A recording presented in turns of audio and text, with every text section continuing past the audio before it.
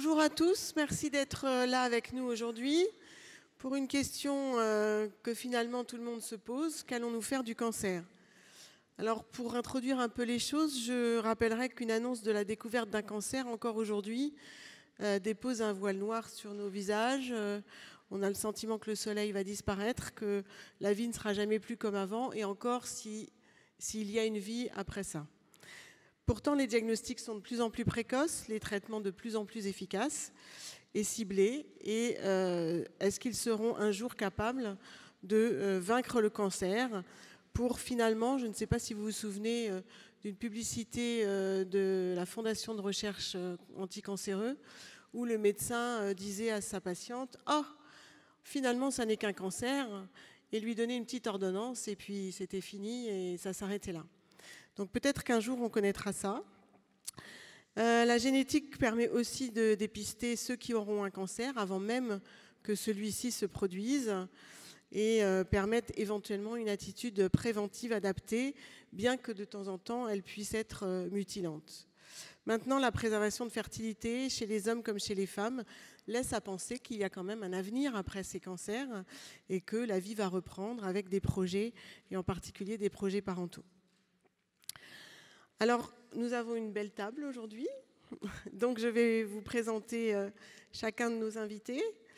Monsieur Alain Toledano, qui est cancérologue radiothérapeute, président du conseil médical de l'Institut d'oncologie des Hauts-de-Seine et directeur médical de l'Institut de cancérologie Hartmann. Monsieur Pivot, qui est professeur de cancérologie et administrateur général de l'Institut de cancérologie de Strasbourg. Monsieur Fabrice Denis, cancérologue libéral à l'Institut de cancérologie du Mans et co-gérant du groupe Saturne, qui comprend 4 centres de cancérologie. Il est expert en e-santé et collabore notamment avec la Mayo Clinic et la Duke Université.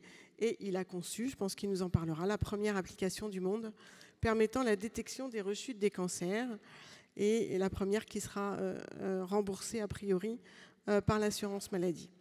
Christine Mogard, membre du groupe génétique et cancer français, professeur associé au département de médecine de l'Université de Montréal, qui, à son retour en France, a développé l'activité de gynécologie, de génétique oncologique, aussi bien clinique que moléculaire. Monsieur Pivot, vers quel type de traitement anticancéreux allons-nous demain ?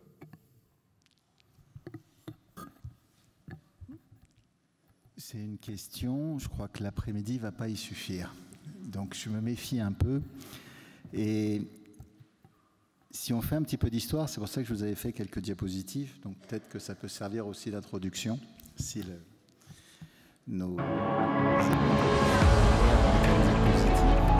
L'idée, c'est que le cancer, beaucoup de gens, et je suis obligé de revêtir un petit peu mes habits de professeur, pour lutter contre quelques a priori et quelques croyances. Le cancer, souvent on se dit c'est vraiment un fléau de notre temps, et c'est la diapositive suivante, c'est pas vrai. Vous voyez sur la diapositive suivante qui s'affiche que ça date de très nombreuses années, et le premier traité de cancer du sein, il date de l'Égypte ancienne avec toute une procédure pour essayer de prendre en charge les patientes, et les premiers cas de cancer du sein, on les a trouvés chez les sapiens et chez les néandertaliens. Ce n'est pas un fléau moderne. Et ce fléau, il existe pour, malheureusement, tous les êtres humains. Et le cancer du sein a emporté plein de femmes. Et vous avez dans la peinture, dans la littérature, plein d'exemples. Et vous voyez sur ce tableau qui s'affiche derrière moi, sur la diapositive suivante, le dernier tableau de Raphaël, vous savez, ce peintre italien, et il a peint sa maîtresse, sa compagne, qui était la Fornarina. Est-ce qu'on peut avoir la diapositive suivante, s'il vous plaît ? Et c'est son dernier tableau, parce que sur cette Fornarina que vous voyez, cette belle femme dont il était éperdument amoureuse, elle est morte 6 mois après ce tableau, et elle pointe de son doigt, et vous voyez en appuyant sur la diapositive, vous voyez qu'elle pointe sur le doigt une tumeur qui envahit le creux axillaire, donc il a peint ce qui allait tuer la femme qu'il aimait. Et donc ça arrive depuis très longtemps, ce n'est pas un fléau, moderne, le cancer, c'est écrit malheureusement dans la vie, parce que le cancer, il fait partie de la vie, et c'est pour ça qu'il faut réfléchir un peu d'où vient le cancer. Le cancer, c'est une maladie génétique, et c'est pour ça que Mme Mogart a largement toute sa place à cette tablée, mais pas génétique forcément au sens héréditaire, même s'il y a une partie de transmission génétique au sens que ce sont des anomalies génétiques qui font que les cellules dégénèrent et deviennent du cancer. On est des êtres exceptionnels, tous. On est composé de milliards de cellules, 500 000 millions de milliards, pour vous donner une idée. Et chaque jour, on arrive à tuer 50 milliards de cellules qu'il faut refaire. Ces 50 milliards de cellules qu'il faut refaire, l'organisme, pour ça, recopie tout notre génome. Et vous savez, dans notre génome, il y a 45 000, 48 000 gènes. Ça représente à peu près 300 millions de lettres pour écrire le génome. Et donc, chaque jour, notre organisme va recopier 50 milliards de fois tout notre génome. C'est une super machine, mais vous imaginez tous les recopieurs qu'on a à l'intérieur de nous. Et puis, ils font des bêtises et de temps en temps, les copies, elles ne sont pas parfaites. Et ça, on en est tous témoins. Il suffit de se regarder dans la glace et de se rappeler comment on était il y a 20 ou 30 ans pour s'apercevoir qu'on se copie un peu moins bien. Mais des fois, on se copie tellement moins bien que ça dégénère et c'est le cancer. Donc le cancer, il fait partie de la vie. C'est très difficile de l'éviter. Et c'est parce qu'on copie mal notre génome que ça dégénère. Alors l'organisme est super bien organisé. Il a des relecteurs qui voit les fautes, il a des correcteurs qui corrigent, il a des gènes qui corrigent les grosses fautes, d'autres les petites fautes, il a même des gènes qui sont un peu des censeurs qui disent la copie elle est tellement moche, elle vaut 0, je jette la cellule, je la refuse. Et c'est là où des fois notre organisme il a des défauts. Et par exemple vous avez certaines familles où le correcteur ultime, il n'est pas là, il ne fonctionne pas bien. Et donc il ne jette pas les vilaines copies. Et ces familles-là, elles font beaucoup de cancers. Vous avez des familles ou des acteurs ou des gens qui ont des correcteurs qui sont moins performants. Et on le sait tous, en orthographe, on n'a pas tous le même niveau. Et le correcteur de notre organisme non plus. Et il y en a qui corrigent moins bien que d'autres et ils font plus de bêtises. Du coup, il y a plus de risques de cancer. Et c'est là où Mme Mogart peut intervenir en disant « Oula, le correcteur, il est mauvais, le risque est important. » Et c'est pour ça que le cancer, c'est quelque chose de génétique et ça fait partie de la vie. Et pour répondre à votre question, on sait que la génétique doit apporter les solutions et c'est pour ça que dans le monde, on s'est tous réunis pour se dire un jour, si on veut essayer de combattre ce cancer, de le faire reculer, il faut qu'on rentre dans la génétique. Et pour cela, il faut qu'on séquence les tumeurs. Et pour séquencer les tumeurs, si on en séquence beaucoup, on va comprendre les anomalies génétiques. Et donc on va comprendre quelles sont les cibles pour les armes de demain. Par contre, à l'échelle d'un pays, d'une université, d'un simple professeur, ce n'est pas faisable. On a mis 6-7 ans pour séquencer le génome humain. Si on doit séquencer 800-900 tumeurs du sein, du pancréas, du côlon, vous imaginez le nombre d'années et de siècles qu'on va mettre. Donc du coup, l'humanité ou les hommes gouvernants ont été un petit peu intelligents à un moment et tout le monde s'est mis autour d'une table en se disant on va se répartir le travail. Et c'est ce qu'on appelle l'ICGC et qui est l'International Consortium pour l'analyse génétique des tumeurs. Et le travail a commencé à se faire, la répartition s'est faite, les Australiens sont en charge de séquencer les tumeurs du pancréas, les Japonais les cancers du foie, et les Français les cancers du sein, HER2, alors peut-être parce que c'était moi qui représentais la France autour de la table et que c'est le seul cancer que je connais un peu, donc forcément j'ai influencé pour faire les choses qui m'intéressaient. Mais résultat des courses aujourd'hui, et les Anglais ont séquencé les autres formes de cancer du sein, et les Coréens des troisièmes formes. Donc on s'est réparti le travail. Et aujourd'hui, depuis peu, puisque ça fait 1 an, on pense qu'on a identifié, qu'on a publié, montré plus de 99% des anomalies génétiques du cancer du sein. Et on espère l'année prochaine avoir les mêmes résultats de nos confrères australiens qui ont quelques soucis. En dehors du climat et du feu, ils ont quelques soucis techniques, mais ça ne doit pas arranger. La même chose sur certains cancers digestifs. Et donc, aujourd'hui, on est vraiment à la croisée des chemins entre une approche thérapeutique du cancer où on était complètement dans le brouillard, avec aujourd'hui à notre disposition les cibles pour vaincre le cancer. Donc la cancérologie est une discipline qui va être extraordinaire. Et je suis un petit peu trop vieux peut-être pour vivre toute cette évolution parce qu'on va rater des étapes. Mais on peut penser que dans les 15 ans, on aura une multiplicité des traitements disponibles parce qu'on connaîtra les cibles. Et l'exemple est le cancer du sein. Et ça nous permettra d'éviter ce que vous voyez sur la diapositive suivante. Alors, normalement, ça devait être une peinture de Rembrandt, où vous voyez qu'il a peint aussi encore un modèle avec une énorme tumeur du sein. Oh, elle est beaucoup plus loin, la diapositive, donc je crois que vous pouvez avancer. Et pour vous dire que maintenant, on va arriver à comprendre, c'est toujours plus loin. Allez-y, allez-y. Allez-y. Ils sont timides en appuyant sur le... Allez-y. Voilà, donc vous avez cette BSAB, vous voyez dans sa tumeur le creux axillaire complètement déformé. Si vous appuyez, vous aurez un grossissement. Je vous laisse appuyer sur la diapositive. Et vous voyez la déformation du sein que le peintre Rembrandt a consciencieusement reproduit, avec la fossette qui signe la rétraction liée au cancer et l'invagination du mamelon. Pour vous dire que ce n'est pas quelque chose de moderne, mais aujourd'hui, on franchit vraiment une étape. Et pour votre réponse, quels seront les traitements de demain? Mais ils n'auront plus rien à voir parce qu'on saura les cibles. Et on sait construire les médicaments aujourd'hui sur les cibles. Donc on va vivre des révolutions exceptionnelles.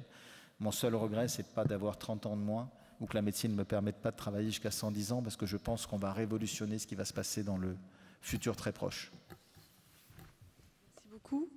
Alors je voulais poser la question à Monsieur Denis par rapport justement à l'e-santé et en même temps à l'intelligence artificielle, entre les techniques qui sont mises en place pour essayer de connaître les gènes mis en cause dans certains cancers et puis les diagnostics qu'on peut éventuellement faire. L'intelligence artificielle est d'un grand secours. Merci. Elle commence à être d'un grand secours, mais elle a encore besoin d'être bien évaluée et bien consolidée. Pour voir un petit peu à quoi ça peut ressembler, cette intelligence artificielle, en fait, il s'agit de logiciels, d'outils informatiques qui, par exemple, peuvent lire et interpréter des mammographies ou des scanners et suggérer un diagnostic, comme un cancer. C'est quelque chose qui est en cours de construction, de réalisation, avec des très belles réussites, aussi quelques échecs.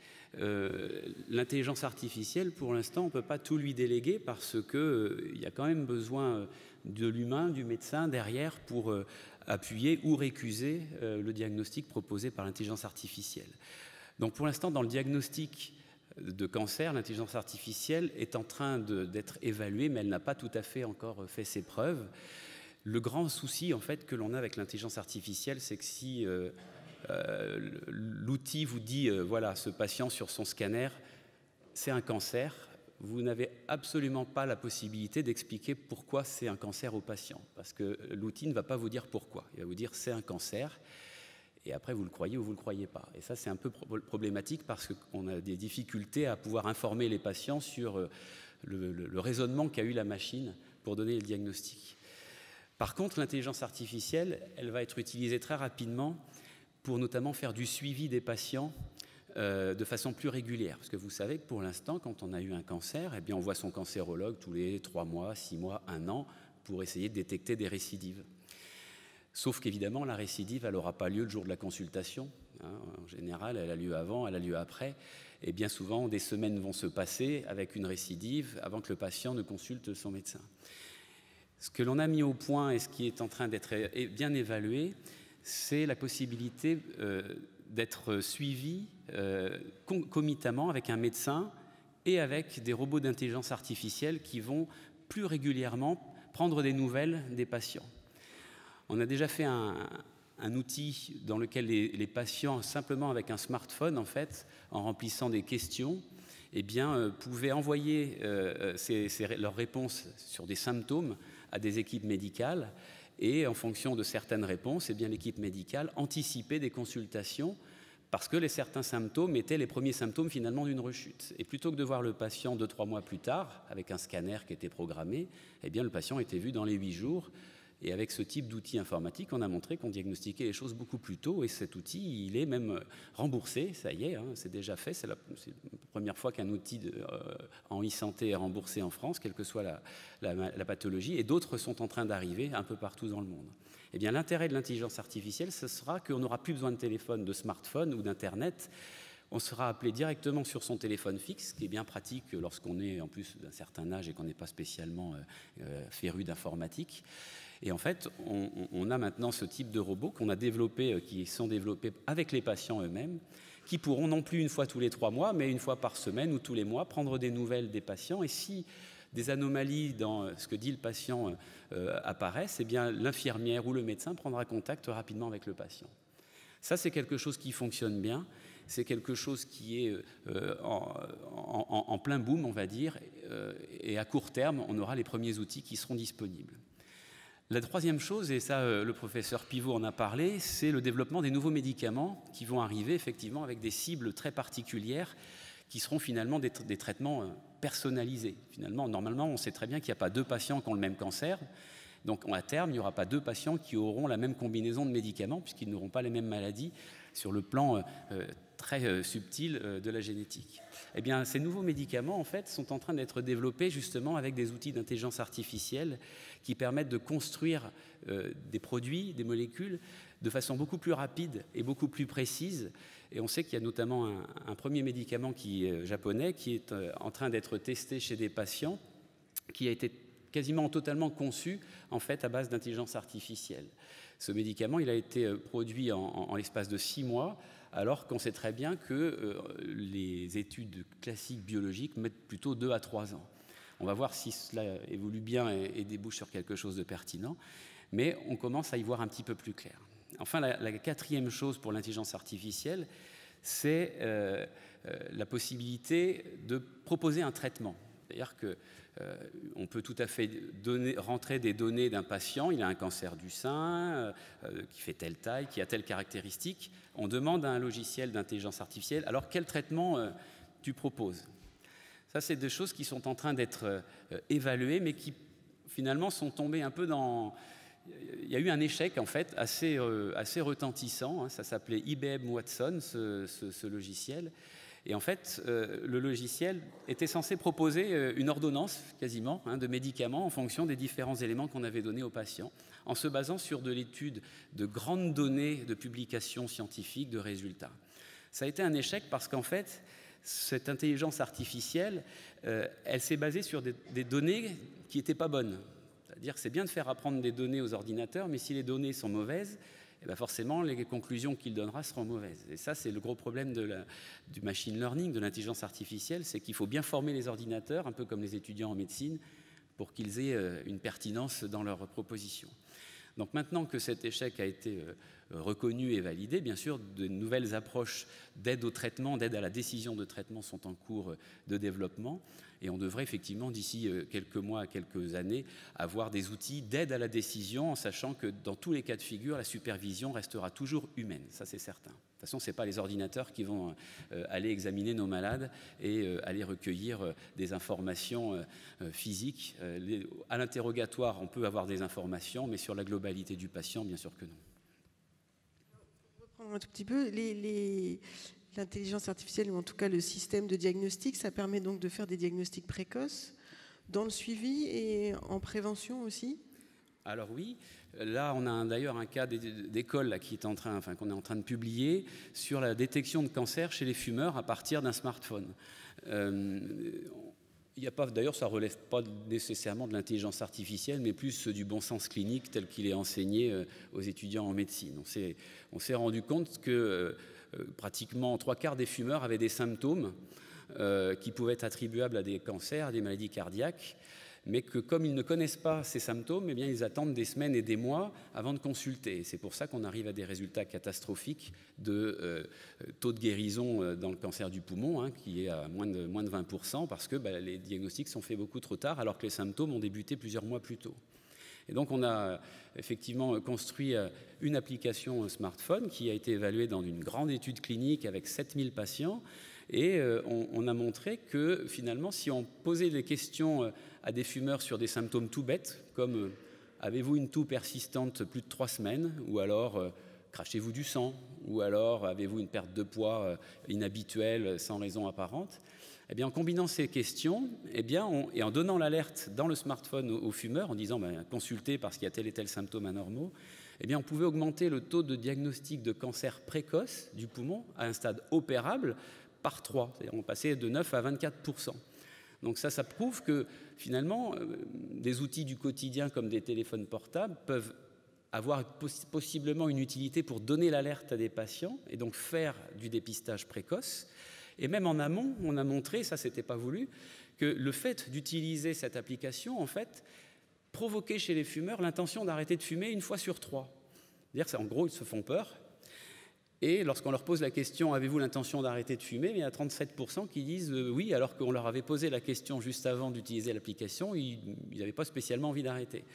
Donc là, on est dans de la prévention, parce que si on incite des fumeurs à arrêter de fumer, on sait qu'on va faire chuter leur taux de cancer du poumon et autres cancers induits par le tabac. Donc oui, les outils numériques, intelligence artificielle ou algorithmes, comme on dit, plus triviaux, plus médicaux, semblent avoir une indication, un intérêt en prévention, en dépistage, mais encore faut-il les évaluer de façon sérieuse, parce qu'effectivement, là, on est dans la santé, on est dans du dispositif médical, et il ne s'agit pas d'avoir des applications exotiques qui donnent des diagnostics qui ressemblent à rien, finalement, ou font peur, ou au contraire passent à côté de formes de maladies qui mériteraient d'être prises en charge. Christine Mogard, j'ai une question par rapport à la génétique, justement. Donc, on sait que la génétique peut détecter des patients qui sont porteurs d'une mutation qui va leur entraîner un cancer. Alors, première question, est-ce que c'est du 100%? On est porteur, on va développer ce cancer. Quand est-ce qu'on va le développer? Est-ce qu'il y a des situations d'environnement, de mode de vie qui va influencer ou non l'apparition de ce cancer? Et puis, est-ce que finalement, on aura aussi, une association de gènes associés à ce gène porteur, enfin à ce gène malade, de gènes qui seraient peut-être bienfaisants ou qui seraient malfaisants? Merci Catherine, question très pertinente. Alors je vais d'abord resituer peut-être le sujet, puisque Xavier Pivot a bien évoqué la différence entre le cancer génétique, puisque effectivement tous les cancers sont génétiques, il y a toujours une altération, une accumulation d'erreurs dans une cellule qui va lui permettre d'échapper au contrôle de l'organisme, au contrôle de ce qu'on appelle l'homéostasie cellulaire, et qui va lui permettre de se multiplier de façon anormale et d'envahir éventuellement, si on la laisse faire, son environnement immédiat, puis ensuite à distance. Nous, en termes de prédisposition héréditaire, on ne fait pas de diagnostic de cancer, déjà, c'est très important de le dire. Ce qu'on va chercher, notre outil, ça ne va pas être la tumeur, encore que c'est plus tout à fait exact maintenant. Notre outil, ça va être le sang périphérique, sur lequel on va, à partir des globules blancs, on va, dans les noyaux des cellules, on va avoir tout notre matériel génétique qui est très riche, puisqu'on a à peu près entre 22 et 23 000 informations génétiques, 22 à 23 000 gènes. Et ces informations génétiques, nous, ce qu'on va faire, c'est qu'on va regarder s'il y a une modification. Et si cette modification intervient sur un gène qui est important pour le fonctionnement de la cellule, j'insiste bien là-dessus, eh bien, on va essayer de voir si ça va favoriser l'apparition de cancer. Alors, comment est-ce que ça marche? Comment est-ce qu'on fait? On travaille sur, en fait, des enquêtes familiales, et là c'est extrêmement important de faire une enquête exhaustive, une enquête qui va s'occuper non seulement, quand on travaille par exemple sur le cancer du sein, non seulement sur la branche maternelle, mais aussi sur la branche paternelle. Là déjà, quelque chose qu'il faut faire tomber, la transmission du risque de cancer du sein, ce n'est pas uniquement les femmes, c'est également les messieurs, puisque les messieurs, à part le X, le double X chez la femme et le X et le Y, ils ont le même patrimoine génétique que la femme. Donc là, déjà, première erreur, parce que ça, je le rencontre encore souvent, cette notion, cette idée reçue de prédisposition qui vient uniquement de la maman. Donc ça, c'est une première chose. Donc une enquête familiale soigneuse qui va nous permettre de nous orienter vers le type d'information génétique que l'on va étudier. Ces informations génétiques, pourquoi on étudie ça au niveau du sang périphérique? Parce que ça va être un petit peu le reflet de ce qui se passe au niveau des cellules de la reproduction. Et là, l'anomalie, elle ne va pas apparaître dans une cellule à l'âge adulte. On sait que les cancers, par exemple, du sein, c'est plus fréquent à partir de 50 ans. Dans nos contrées, l'âge moyen, c'est plutôt 63 ans. Là, on va s'adresser à quelque chose, à une anomalie qui est apparue au niveau du zygote. C'est-à-dire, après la fécondation, il y a un des parents qui a amené sur un de ses chromosomes une altération génétique.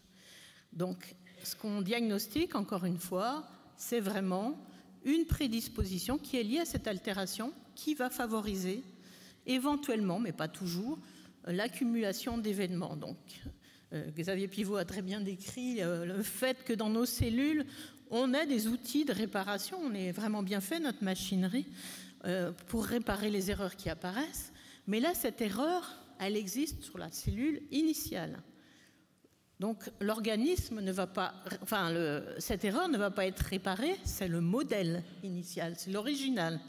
Donc, à partir du moment où la cellule va recopier ces informations, elle ne va absolument pas corriger cette erreur. Elle va être transmise dans toutes les cellules. Nous, ça nous facilite la vie, nous les généticiens, ça nous permet de la trouver au niveau du sang périphérique. Mais ça a d'autres conséquences, puisqu'elle existe d'emblée. Ça veut dire qu'on va avoir des cancers à des âges plus précoces que la moyenne générale. C'est ça qu'on repère quand on fait l'enquête familiale. Les âges au diagnostic, c'est très important. Et puis ensuite, ce qu'on va repérer, ce qu'on va voir, c'est qu'il y a peut-être des personnes qui vont faire plusieurs cancers au cours de leur vie. À partir du moment où il y a cette altération génétique qui prédispose en cancer, on peut voir, par exemple, des femmes qui vont faire des cancers du sein bilatéraux, des cancers du sein ou de l'ovaire, ou bien quand c'est une prédisposition à des cancers digestifs et gynécologiques, on peut trouver des cancers du côlon et de l'endomètre. Donc c'est ce genre de choses qui va nous alerter et nous orienter vers l'analyse particulière de certains gènes. Alors maintenant, donc pour répondre à la question de Catherine, c'est pas parce qu'on est avec une altération génétique d'emblée qu'on va nécessairement développer un cancer au cours de sa vie.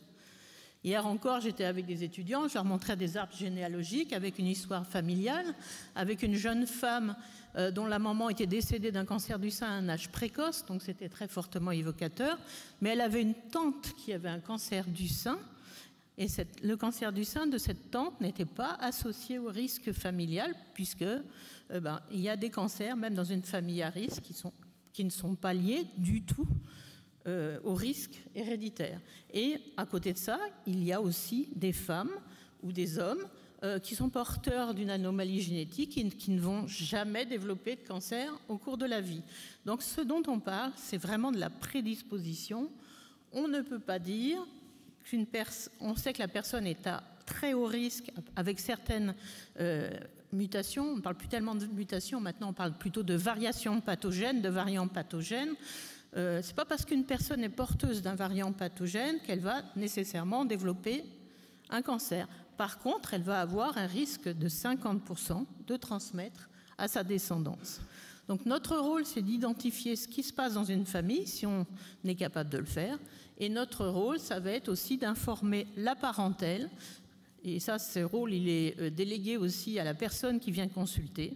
C'est une obligation légale maintenant. Il faut qu'on puisse avoir cette information partagée au niveau de la fratrie, au niveau des descendants, pour qu'on puisse éventuellement proposer des actions de dépistage et de prévention.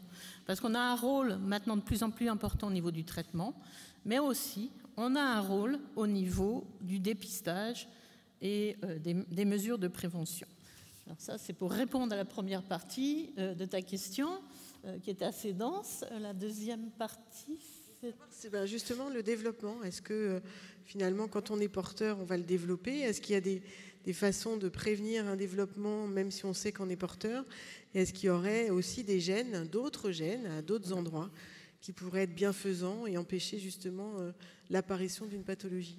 Alors ça, c'est une vaste question. Alors, on a actuellement, puisqu'on est capable d'identifier, alors là, il faut quand même être très prudent. Quand on voit des familles, par exemple, de cancer du sein, seules, on ne trouve une anomalie génétique.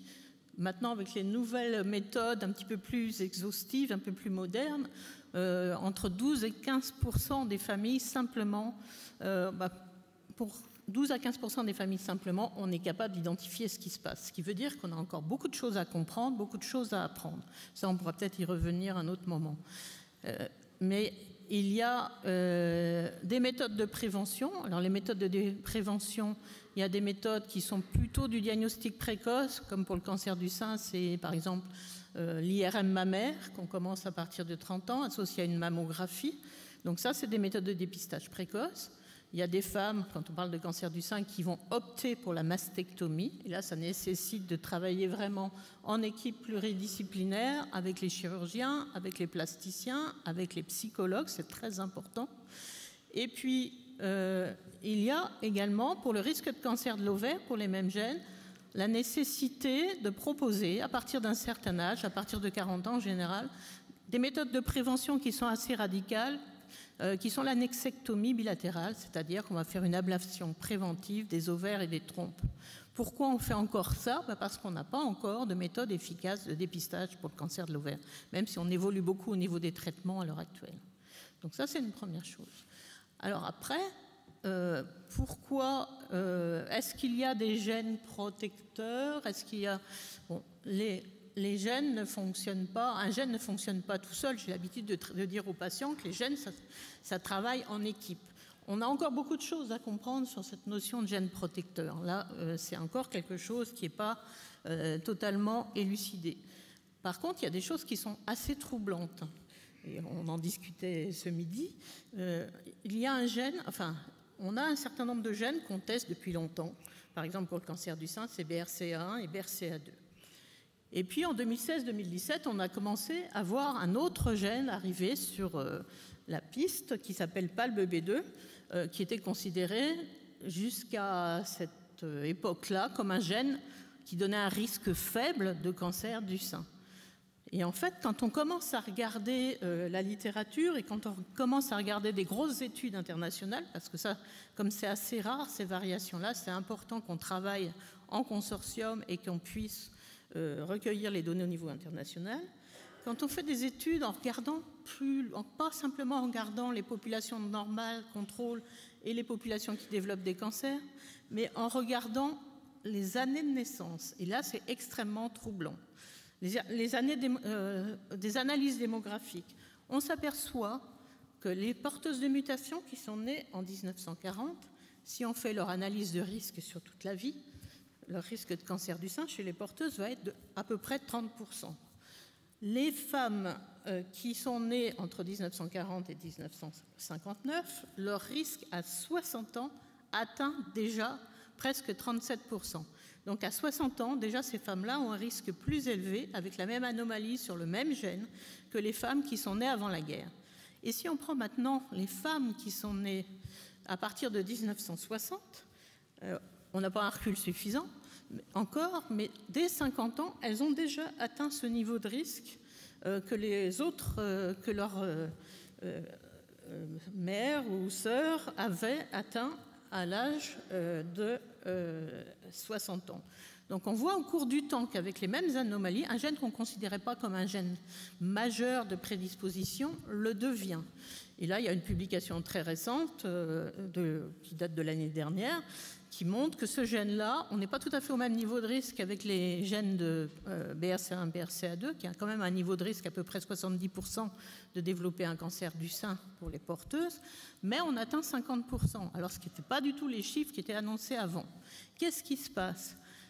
Ça, c'est quelque chose qui nous montre que le gène en tant que tel, il ne fonctionne pas tout seul. Il y a tout un environnement au sens large. Alors, quel est cet environnement? Est-ce que c'est c'est quoi les modificateurs du risque? Qu'est-ce qui s'est passé entre la période avant-guerre, la période avant 1960 et la période actuelle? Est-ce que c'est des expositions particulières, des additifs alimentaires ou autre chose? En tout cas, ça c'est quelque chose qui montre qu'on ne peut pas se contenter de faire une analyse simplement sur de l'ADN et qu'il y a d'autres facteurs qui vont être surajoutés pour pouvoir favoriser le risque de cancer.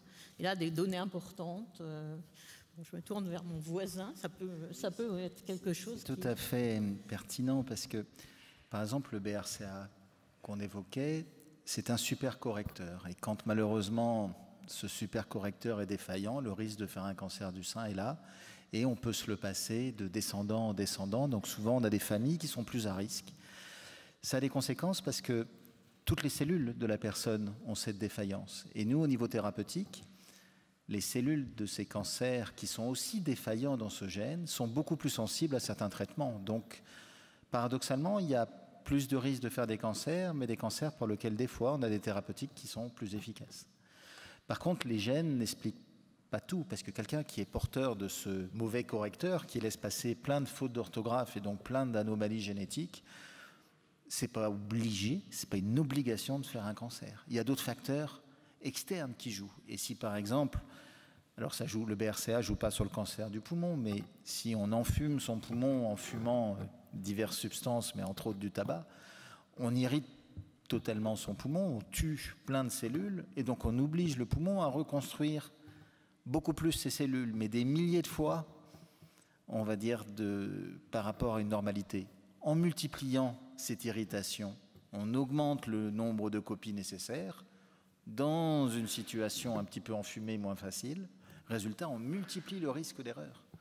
Et donc, les gènes et la qualité de notre correction expliquent qu'on est plus ou moins prédisposé ou résistant et d'avoir la chance de ne pas faire de cancer, mais notre mode de vie, notre environnement explique beaucoup de choses parce que c'est quand même tous les traumatismes qu'on fait encaisser à notre organisme qui obligent de reconstruire plus ou moins des cellules. Donc, le cancer a une origine génétique, c'est sûr, c'est des anomalies génétiques qui se traduisent par le cancer, comme c'est des anomalies génétiques qui traduisent le vieillissement, et les gériatres et les oncologues se retrouvent là-dessus, sauf que le vieillissement, c'est un process normal, et puis des fois, quand on se regarde les uns les autres, on a l'impression que certains vieillissent plus vite que d'autres. Ben, c'est un peu pareil pour le cancer, certains risquent de le faire plus vite que d'autres, mais ce sont des processus où notre vie, ce qu'on fait encaisser à notre organisme a beaucoup, beaucoup de conséquences sur notre capacité à bien vieillir ou sur les possibilités d'éviter cette horrible maladie qu'est le cancer. C'est justement la question que je voulais poser à M. Alain Toledano sur les modes de vie, sédentarité ou non, la façon dont on vit aujourd'hui, le stress, les ordinateurs, les tablettes, les téléphones portables. Est-ce que finalement ça a du bon mais ça peut avoir du mauvais? Est-ce que ça peut même mettre en évidence d'autres cancers qu'on ne connaissait pas ou qu'on connaissait moins ou qui étaient rares à une certaine époque? Et donc voilà. Et vous êtes assez prenez en charge la réhabilitation des patients qui sont issus de cancer et qui sont souvent fragiles et qui ont du mal à reprendre une vie normale. Donc qu'est-ce qu'on peut leur dire, d'autant plus qu'il y a une peur de la récidive? Et est-ce qu'il y a des injonctions de vie pour essayer d'être le moins à risque possible? Ou comment on aborde ces questions avec ce type de patients? Merci à vous. Alors effectivement, on dit qu'aujourd'hui, on peut éviter 40% des cancers.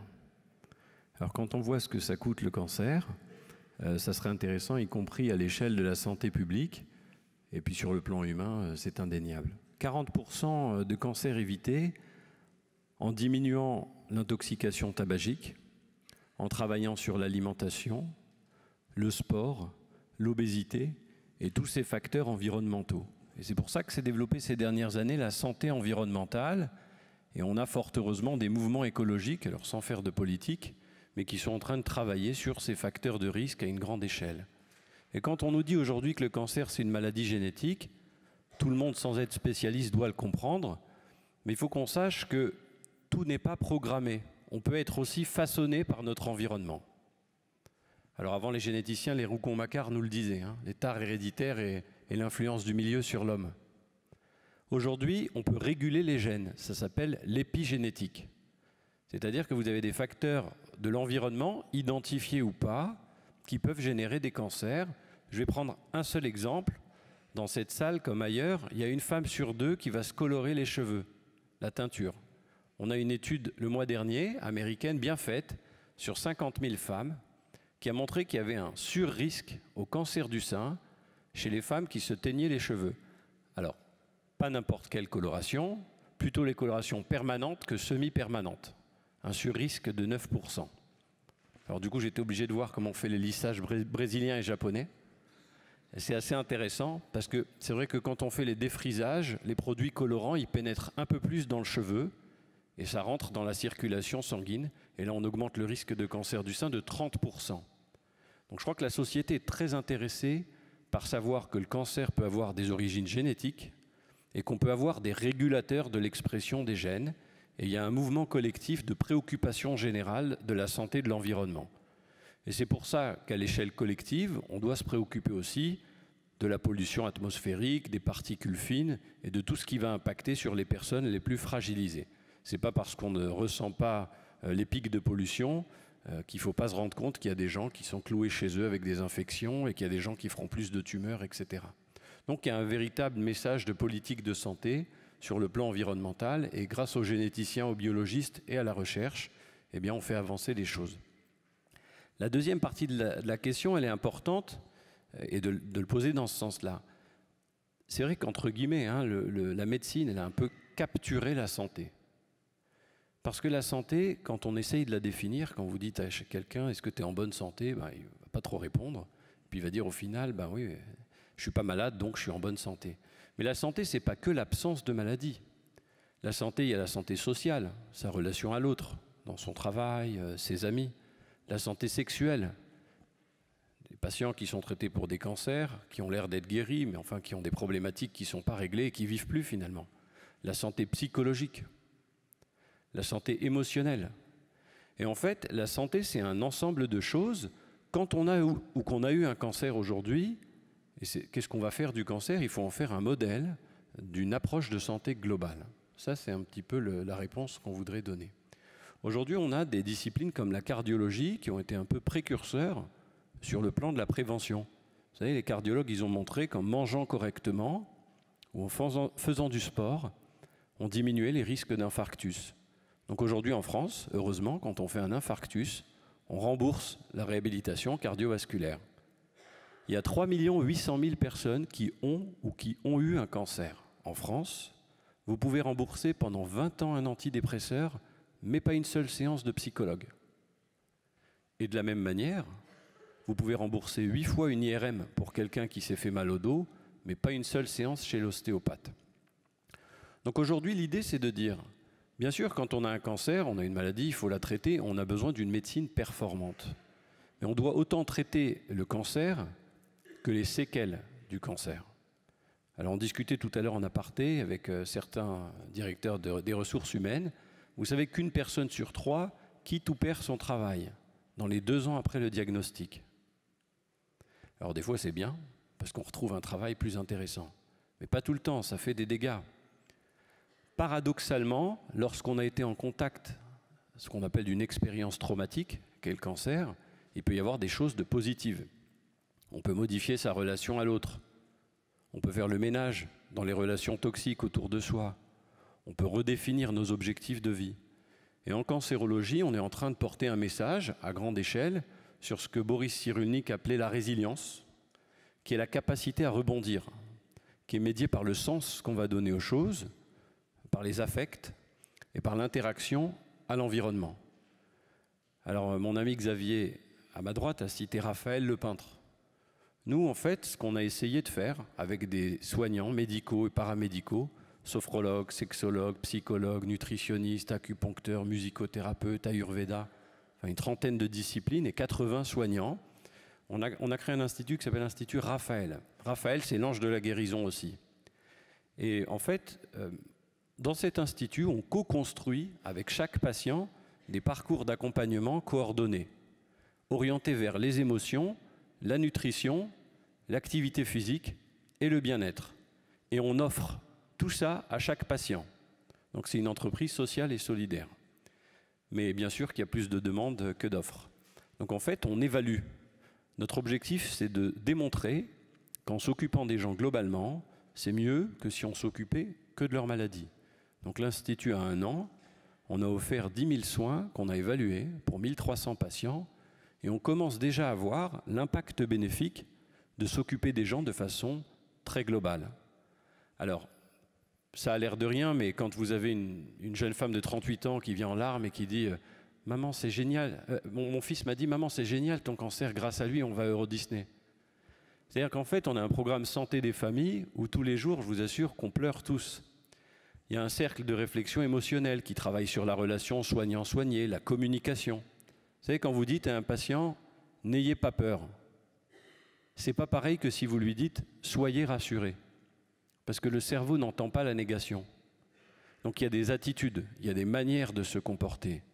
Et il y a toute une histoire autour, et vous parliez de la peur tout à l'heure, sentiments et émotions. Quand on travaille sur la relation soignant-soigné, on s'est entouré, on a ouvert une chaire d'ailleurs sur l'expérience patient, et on s'est entouré de chercheurs et de logiciels. Alors nous, on a des caméras dans les bureaux de consultation, après accord des patients, qui détectent les mouvements de la face, qui quantifient et stockent les émotions. C'est une société qui fait ça, française, qui s'appelle Datacalab. Et on travaille sur la relation soignant-soigné avec les chercheurs. Alors, je vous raconte comment ça peut changer la vie et l'exercice d'un médecin. Par exemple, chacun va se demander ici, on est trop pour poser les questions à la salle pour l'instant, c'est quoi la différence entre émotion et sentiment? Alors moi, vous me demandez ça il y a 1 an. L'émotion, c'est une réaction neurophysiologique aiguë. Elle dure 3 ou 4 minutes, elle n'est ni positive ni négative. Elle peut être ressentie comme positive ou négative. Elle peut être accompagnée d'une manifestation physique, la sensation, qui est refoulée ou exprimée. Le sentiment, lui, c'est un état affectif plus chronique, qui dure quelques années, qui peut être fait d'émotions paradoxales. Et quand on en parle, il y a un véritable ancrage. Le sentiment de peur, le sentiment d'insécurité.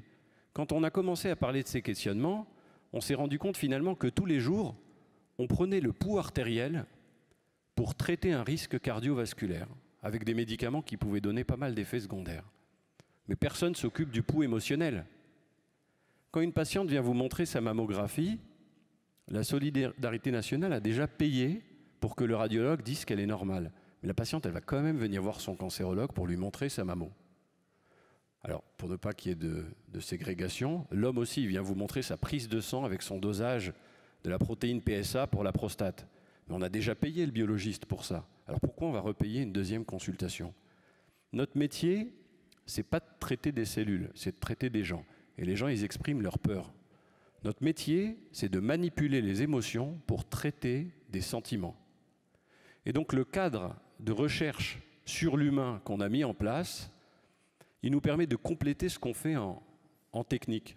Moi, par exemple, comme Fabrice ou d'autres, j'ai une expertise en radiothérapie guidée par les robots. Quand vous avez une métastase à 2 mm du nerf optique, on peut garder la vue et traiter la métastase. En fait, les gens, je ne vais pas rentrer dans le détail, comme disait Fabrice, de l'algorithme qui permet à la machine de traiter la cible et de s'adapter au mouvement. Parce qu'il y a une relation de confiance qui s'est créée, et cette relation de confiance, d'abord, elle est bienveillante, mais elle n'est pas basée sur l'a priori qu'ils ont de mes connaissances en algorithme et en informatique. Elle est sur la manière dont on se comporte. Et donc, quand on demande qu'est-ce qu'on va faire de la cancérologie, il faut en faire aujourd'hui le fer de lance d'une santé intégrative, d'une santé globale, puisqu'on devrait traiter toute la fragilité de cette manière. Une femme qui a peur de perdre son bébé, une maladie neurodégénérative, une insuffisance rénale chronique, en fait, c'est les patients qui sont derrière qui sont importants. Alors, pourquoi ça doit être une réflexion de système? En fait, on n'arrête pas de nous dire « mais ça a des coûts de prendre en charge les gens ». Pas forcément. D'abord, j'espère qu'un jour on va montrer certainement, on l'a déjà montré, qu'on diminue le taux de dépression. Mais on montrera peut-être qu'on diminue le taux de rechute en s'occupant des gens et pas uniquement de leur maladie. Mais aujourd'hui, on expédie les gens en consultation. Moi, je vais faire 40 patients par jour. Si je n'ai pas les équipes autour et si on ne travaille pas ensemble, les gens ils se sentent des numéros, même si on fait 100 000 € d'ordonnance par jour. Donc aujourd'hui, il y a 93% des consultations où on prescrit des médicaments, contre 40% aux Pays-Bas. Et ils ne vivent pas moins longtemps, les Hollandais. Et on jette une boîte sur 2 à la poubelle. On jette 7 milliards d'euros par an à la poubelle. On pourrait financer 50 fois la qualité sur tout le territoire. Et je vais terminer cette première partie en vous racontant une histoire. Donc, c'est une dame de 88 ans qui est très aimée dans son quartier, qui fait des gâteaux pour les pauvres. Alors, tout le monde l'adore. Et un jour, elle a un cancer du sein et puis elle dit à son entourage, ben, écoutez, j'ai bien vécu, je ne veux pas qu'on me traite. Alors moi, je reçois des coups de fil, Alain, cancer du sein, il faut que tu la vois. 4, 5 coups de fil, je dis, ben, écoutez, je viens où vous voulez, quand vous voulez. Et donc, je vois cette femme. Et il se trouve, Israël connaît bien ça, ma grand-mère à moi a eu 12 enfants et elle aidait les femmes à accoucher à l'époque. Et cette femme a su que ma grand-mère, c'était ma grand-mère. Elle a fait sa petite enquête. Et donc, elle m'a dit, je vais vous laisser me traiter. Et la France est sublime, parce que tout est pris en charge. La biopsie, la chirurgie, les IRM, la radiothérapie, 30 000 €. Elle n'a rien déboursé de sa poche. Elle est traitée, mais à la fin du traitement, ben, elle ne fait plus de gâteaux. Et elle ne sort plus de chez elle. Alors moi, j'envoie une petite équipe à la maison, avec l'esthéticienne, le kinésithérapeute, la psychologue. Et en moins d'un mois, ça nous a coûté moins de 1 000 €. Mais elle ressort de chez elle et elle refait des gâteaux. Et c'est un peu ça l'histoire. On fait l'effort à 30 et on ne fait pas l'effort à 1. À 30, on paye tous les brevets de la planète et on tue les gens socialement. Donc sur le plan médico-économique, c'est un non-sens. Et la responsable de la chaire en expérience patient, elle avait fait sa thèse sur la science de mortalité et l'impact sur la consommation. C'est-à-dire le fait que vous sachiez que vous allez mourir, est-ce que ça a un impact sur votre consommation? Oui. Aujourd'hui, quand on a peur, ça coûte des milliards d'euros à la société. Et on laisse des millions de Français dans la peur de rechute sans s'occuper d'eux. Avec ces milliards, on pourrait financer très largement le système de soins. Donc ce qu'il faut changer aujourd'hui, ce n'est pas forcément les laboratoires, même s'il faut le faire. Ce n'est pas forcément le nombre de molécules qu'on va administrer aux souris, même s'il nous faut des nouvelles molécules. Il faut changer notre regard sur le cancer, notre regard sur la maladie, et il faut humaniser notre médecine. Et ce plaidoyer qu'on fait en cancérologie, je sais Israël que vous l'avez fait en gynéco-obstétrique et en génétique, il y a toute une bioéthique qui s'est mise en place sur la prédiction des risques. Donc c'est une approche transversale qu'on arrête de travailler en silo. Notre système de santé coûte cher, 250 milliards d'euros. Alors certes, c'est 10-11% du PIB, hein. On est juste un petit peu plus que les pays de l'OCDE. Pour un pays comme la France, c'est important. Mais on sait tous les rigidités d'organisation, on sait tous les frustrations et les mécontentements, et des médecins et des usagers. C'est pas en rajoutant plus d'argent qu'on arrivera à faire mieux. Il va falloir qu'on réorganise notre manière de regarder le système santé et qu'on puisse avoir une approche globale.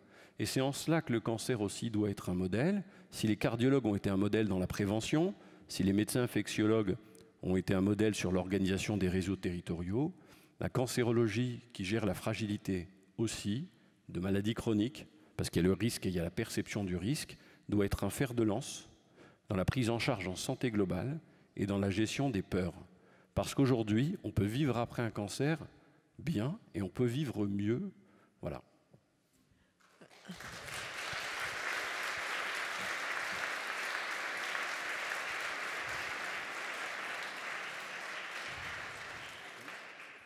Merci. Quand je vous entends parler, en fait, je me pose une question. C'est au début de mes études de médecine allopathique, j'avais commencé à prendre des cours de médecine chinoise qui, justement, prend en charge totalement et globalement les patients et ne les découpe pas comme ça en morceaux comme l'allopathie classique. Donc, il y a certainement aussi peut-être à apprendre d'ailleurs par rapport à la prise en charge globale des gens.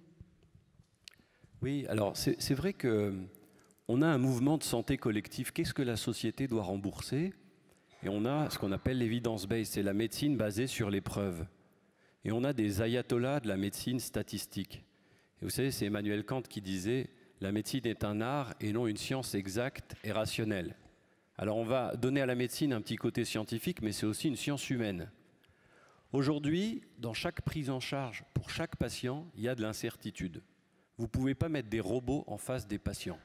Le patient, il a besoin qu'on l'écoute, qu'on le comprenne, il a besoin de se confier. Donc on doit créer une relation de confiance, comme tu le disais ce matin. Voilà. Ce qui est important, à mon sens aujourd'hui, c'est de considérer l'incertitude. On n'est pas un mauvais médecin parce qu'on a des doutes. Ce qu'il faut, c'est arriver à s'inscrire dans une évaluation. Donc par exemple, quand on travaille, nous, avec l'Ayurveda, l'acupuncture ou d'autres disciplines, la dramathérapie, etc., on les évalue, on s'autorise à les évaluer. Et vous savez qu'en science, le doute est permis. Le doute peut être positif. Alors c'est très différent du courant antivaccinal dont vous parliez ce matin. Parce qu'aujourd'hui, on a des gens qui ont du doute, et c'est positif, et ça fait avancer la science. C'est important de critiquer. Mais on a des gens sceptiques. Vous savez, ce scepticisme dogmatique, et c'est notre maître Claude Bernard, qui était le pape de la recherche clinique, qui parlait des sceptiques. Les sceptiques ne croient en rien, ils ne croient pas en la science. Ils pensent que tout est opinion et que toutes les opinions se valent. Donc en fait, il faut bien faire la différence entre les sceptiques qui critiquent le système pour rien, et tant pis pour eux, et ceux qui ont le doute positif nécessaire pour faire avancer les choses. Et l'idée aujourd'hui, c'est d'intégrer les différents acteurs de la santé. Et je vous assure qu'une psychologue qui est obligée de payer ses charges dans un bureau à côté, toute seule, qui aime bien s'occuper des patients qui sont atteints de cancer, mais qui est obligée de s'occuper de tout un tas d'autres problèmes parce qu'elle est précarisée, elle n'a pas de remboursement sécurité sociale. Cette psychologue, quand elle rentre, nous on a 6 psychologues à plein temps, 6 sophrologues à plein temps, quand elle rentre dans un parcours de soins, elle est très contente, elle apporte son bénéfice aux patients, et quand elle voit par exemple un inceste, elle est contente d'avoir une danse-thérapeute qui travaille sur la réhabilitation de l'image corporelle, une hypnothérapeute qui travaille sur la représentation mentale positive. Quand on a une insomnie, eh bien on va travailler sur la nutrition et l'agenda du sommeil, etc., etc. Donc en fait, il faut arrêter de consacrer uniquement les médecins. Il y a 1 million d'infirmières et d'aides-soignantes, et au moins autant d'acteurs bienveillants qui donnent la valeur essentielle du système de santé, c'est le temps. Le temps, c'est de la qualité. À une époque où des médecins comme moi, comme Fabrice, comme Xavier, comme vous, on n'a pas beaucoup le temps parce qu'on doit gérer énormément de problèmes techniques. Et si on l'avait, je ne suis même pas sûr qu'on ait les bons réflexes pour l'utiliser correctement. Aujourd'hui, on coupe la parole à des patients au bout de 23 secondes en consultation. Et quand on regarde dans les grands hôpitaux, y compris en Allemagne, qu'on prend souvent en exemple, on reste moins d'1 minute par jour à discuter avec la famille de patients gravement malades. Donc c'est trop cher ce système pour le faire tourner de cette façon. Et c'est l'avantage aussi de ces réunions, c'est que la première étape, c'est pas où on va investir de l'argent, c'est comment on va changer notre regard sur notre système de santé. Et ça, c'est un effort cérébral collectif. La réflexion précède l'action, hein, qui va faire qu'on doit transformer ça de façon euro-optimiste ici à Strasbourg.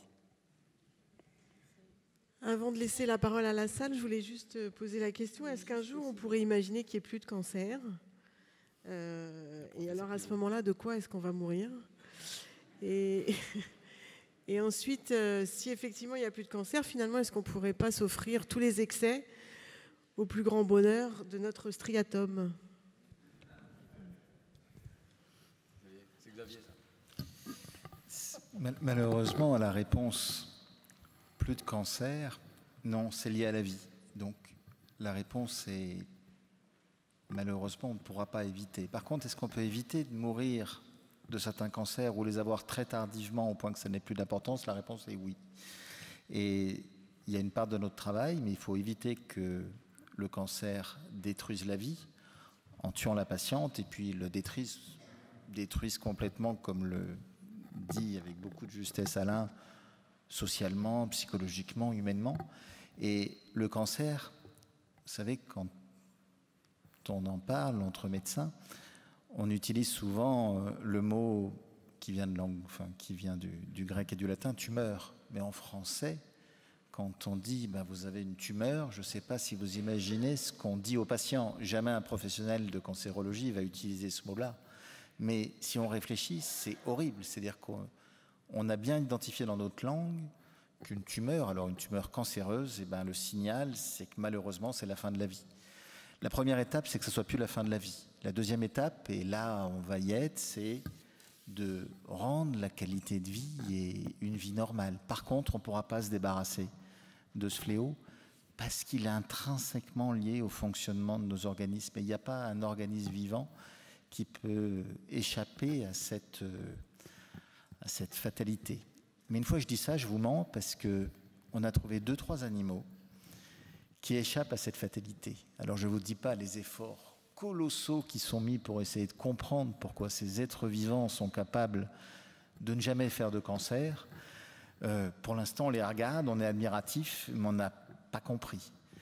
Donc, moi, au fond de moi, je me dis c'est lié à la vie, mais peut-être qu'à un moment, on va arriver à contrôler cette vie, mais c'est un but qui est vraiment très, très, très lointain, que nous, dans cette salle, on ne verra pas. C'est vrai que l'inspiration par la biologie des animaux est intéressante parce qu'il y a ce qu'on appelle un paradoxe qui s'appelle le paradoxe de Peto, qui pose un problème, comme tous les paradoxes, parce que, par exemple, des animaux comme les baleines, qui sont donc 100 fois plus grosses que nous, voire 1000 fois, peuvent peser 100 tonnes. Elles sont composées de beaucoup plus de cellules que nous, à peu près 1000 fois plus. Donc théoriquement, elles devraient produire beaucoup plus souvent des cancers et des cellules cancéreuses. Et en fait, il s'avère qu'elles vivent 200 ans, avec simplement un risque de faire un cancer de 5 à 6%, là où chez l'homme, c'est 30%. C'est-à-dire qu'elles ont 1000 fois plus de cellules que nous, et elles font 5 fois moins de cancers. Et c'est pareil pour les éléphants. Ils ont plein de cellules aussi, ils sont très lourds, et ils font beaucoup moins de cancers, ils en font 5 à 6%. Et ça, on le sait parce qu'ils sont dans des réserves, donc dès qu'ils meurent, ils sont disséqués, et on voit s'ils ont des tumeurs ou pas. Et en fait, il s'avère que ces animaux vivent longtemps, entre 80 ans pour les éléphants et 200 ans pour les baleines, avec très peu de cancers, parce que leur espérance de vie, qui est longue, elle s'est installée sur des millénaires. Vous savez, ça fait des millénaires, une grande période de temps qu'il a fallu à ces animaux pour avoir une adaptation biologique, adaptation de chacune de leurs cellules pour se protéger du cancer.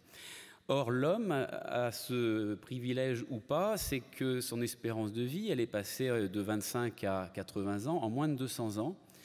Et il semble que notre organisme, et le professeur Pivot a parfaitement raison, notre organisme, il n'est pas très bien adapté pour prévenir et se prémunir de cette maladie. Alors que les animaux dont on a parlé ont mis des millions d'années, des milliers d'années pour se protéger. Par exemple, l'éléphant, il a 7 fois plus de copies d'un gène de protection du cancer qui s'appelle le gène, la protéine P53.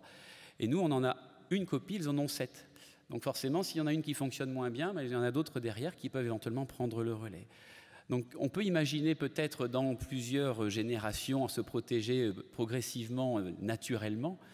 Mais effectivement, je ne suis pas certain que dans notre vie professionnelle, en tout cas, on connaisse cette protection naturelle. Et ce que tu dis est très juste parce que les animaux qui déchaînent les passions scientifiques aujourd'hui sont des animaux qui sont très très anciens parce que l'acanatope, c'est une sorte de mi-poisson, mi-lézard qui vit au bord des rivières.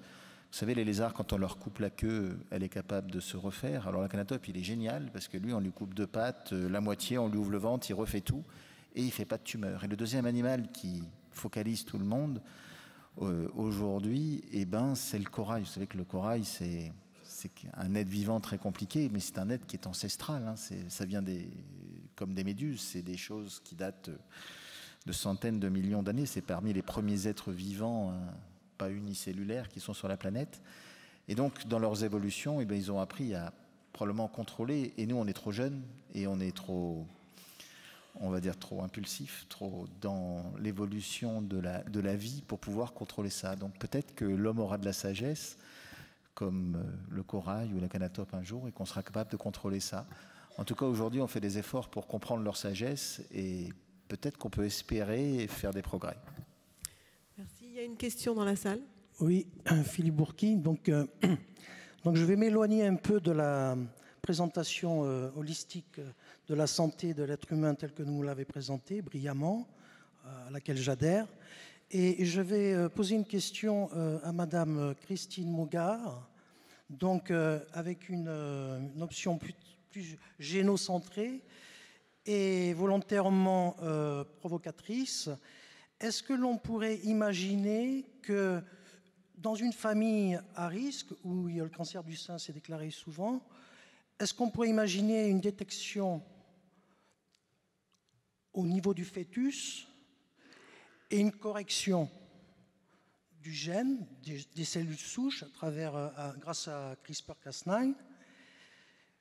Est-ce que c'est envisageable un jour, ou est-ce que ça vous semble impossible à réaliser? Mais je précise que la vision où l'épigénétique a toute sa part est celle que je mets en priorité pour ma part. On peut répondre. On peut répondre en tout cas sur un plan théorique ou d'ingénierie que théoriquement c'est tout à fait possible. Alors, il faut quand même savoir que les variations de ces gènes sont extrêmement privées.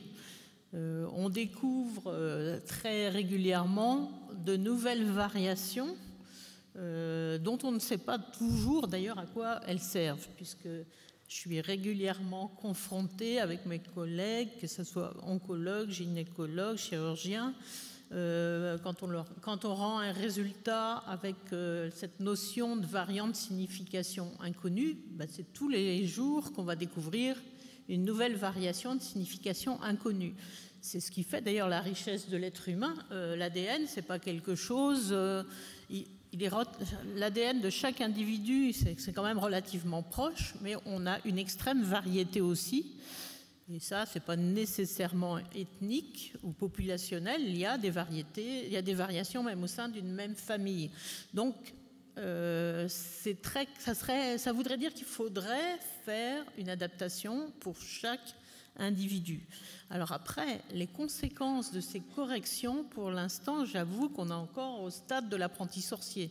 J'étais aux assises de génétique il y a 15 jours, on en a discuté, et il y avait des communications extrêmement intéressantes et provocatrices de scientifiques qui se sont un petit peu affrontés là-dessus en disant que, oui, on peut le faire, mais on ne sait pas encore quelles sont les conséquences de ces modifications, puisque c'est ce qu'on a dit tout à l'heure.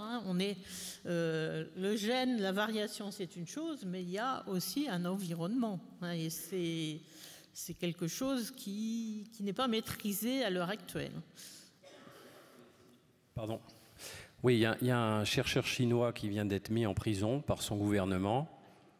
Et il y a le troisième bébé, fruit de ses recherches, qui a émergé. En fait, il y a une correction sur les gènes fétaux, sur un gène qui contrôle ce qu'on appelle la thalassémie.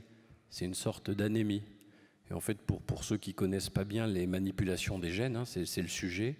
Vous avez des ciseaux moléculaires, ces protéines, CRISPR, où on peut couper un gène, soit l'enlever complètement, soit le remplacer. C'est aujourd'hui techniquement possible.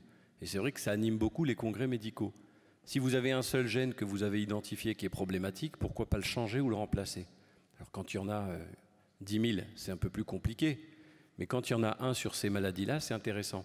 Alors, il y a 5 ans, la FDA a autorisé un champignon sur lequel on enlevait le gène qui noircissait le champignon.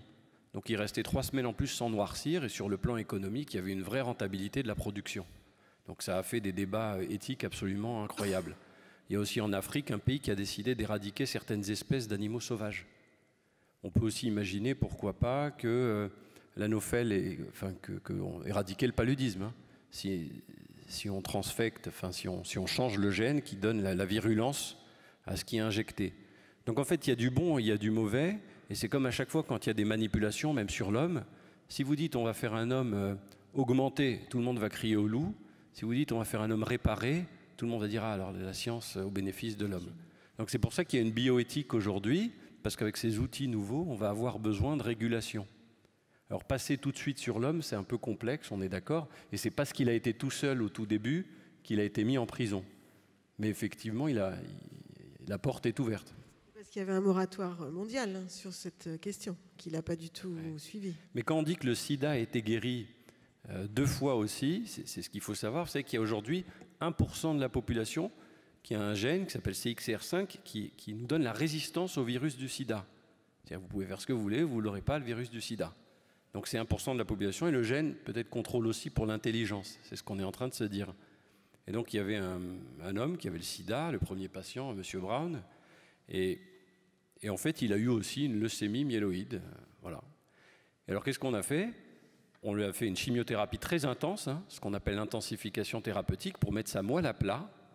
Et ensuite, on lui a fait une greffe de moelle, sauf que par chance, on lui a greffé la moelle de quelqu'un qui était dans ces 1%, qui avait le gène de résistance CXCR5 au sida. Ben, le type a été guéri de son sida. Et donc, on commence à avoir les travaux de recherche sur la manipulation génétique pour guérir du sida. C'est compliqué parce que c'est multifactoriel. Mais le même problème, selon la manière dont vous le voyez, va faire que vous allez dire c'est bien ou c'est pas bien. Donc, en fait, c'est bon pour moi ou c'est mauvais pour moi. Et en fait, toute l'histoire de l'éthique, c'est ça. C'est votre culture personnelle, votre rapport à la religion et à l'homme. En fait, quand on fait de l'éthique, on doit se dire, est-ce que mon corps m'appartient ou j'en suis locataire? Si vous répondez à cette question, en théorie, on sait sur quel bord éthique vous vous trouvez. Si je veux juste compléter, tout d'abord, merci à tout le panel pour cette merveilleuse table ronde. Je voulais peut-être interroger le panel, les intervenants, sur les perspectives, je dirais à moyen terme en tout cas, ou actuelles, sur une thérapeutique moins agressive et peut-être plus efficace sur le cancer.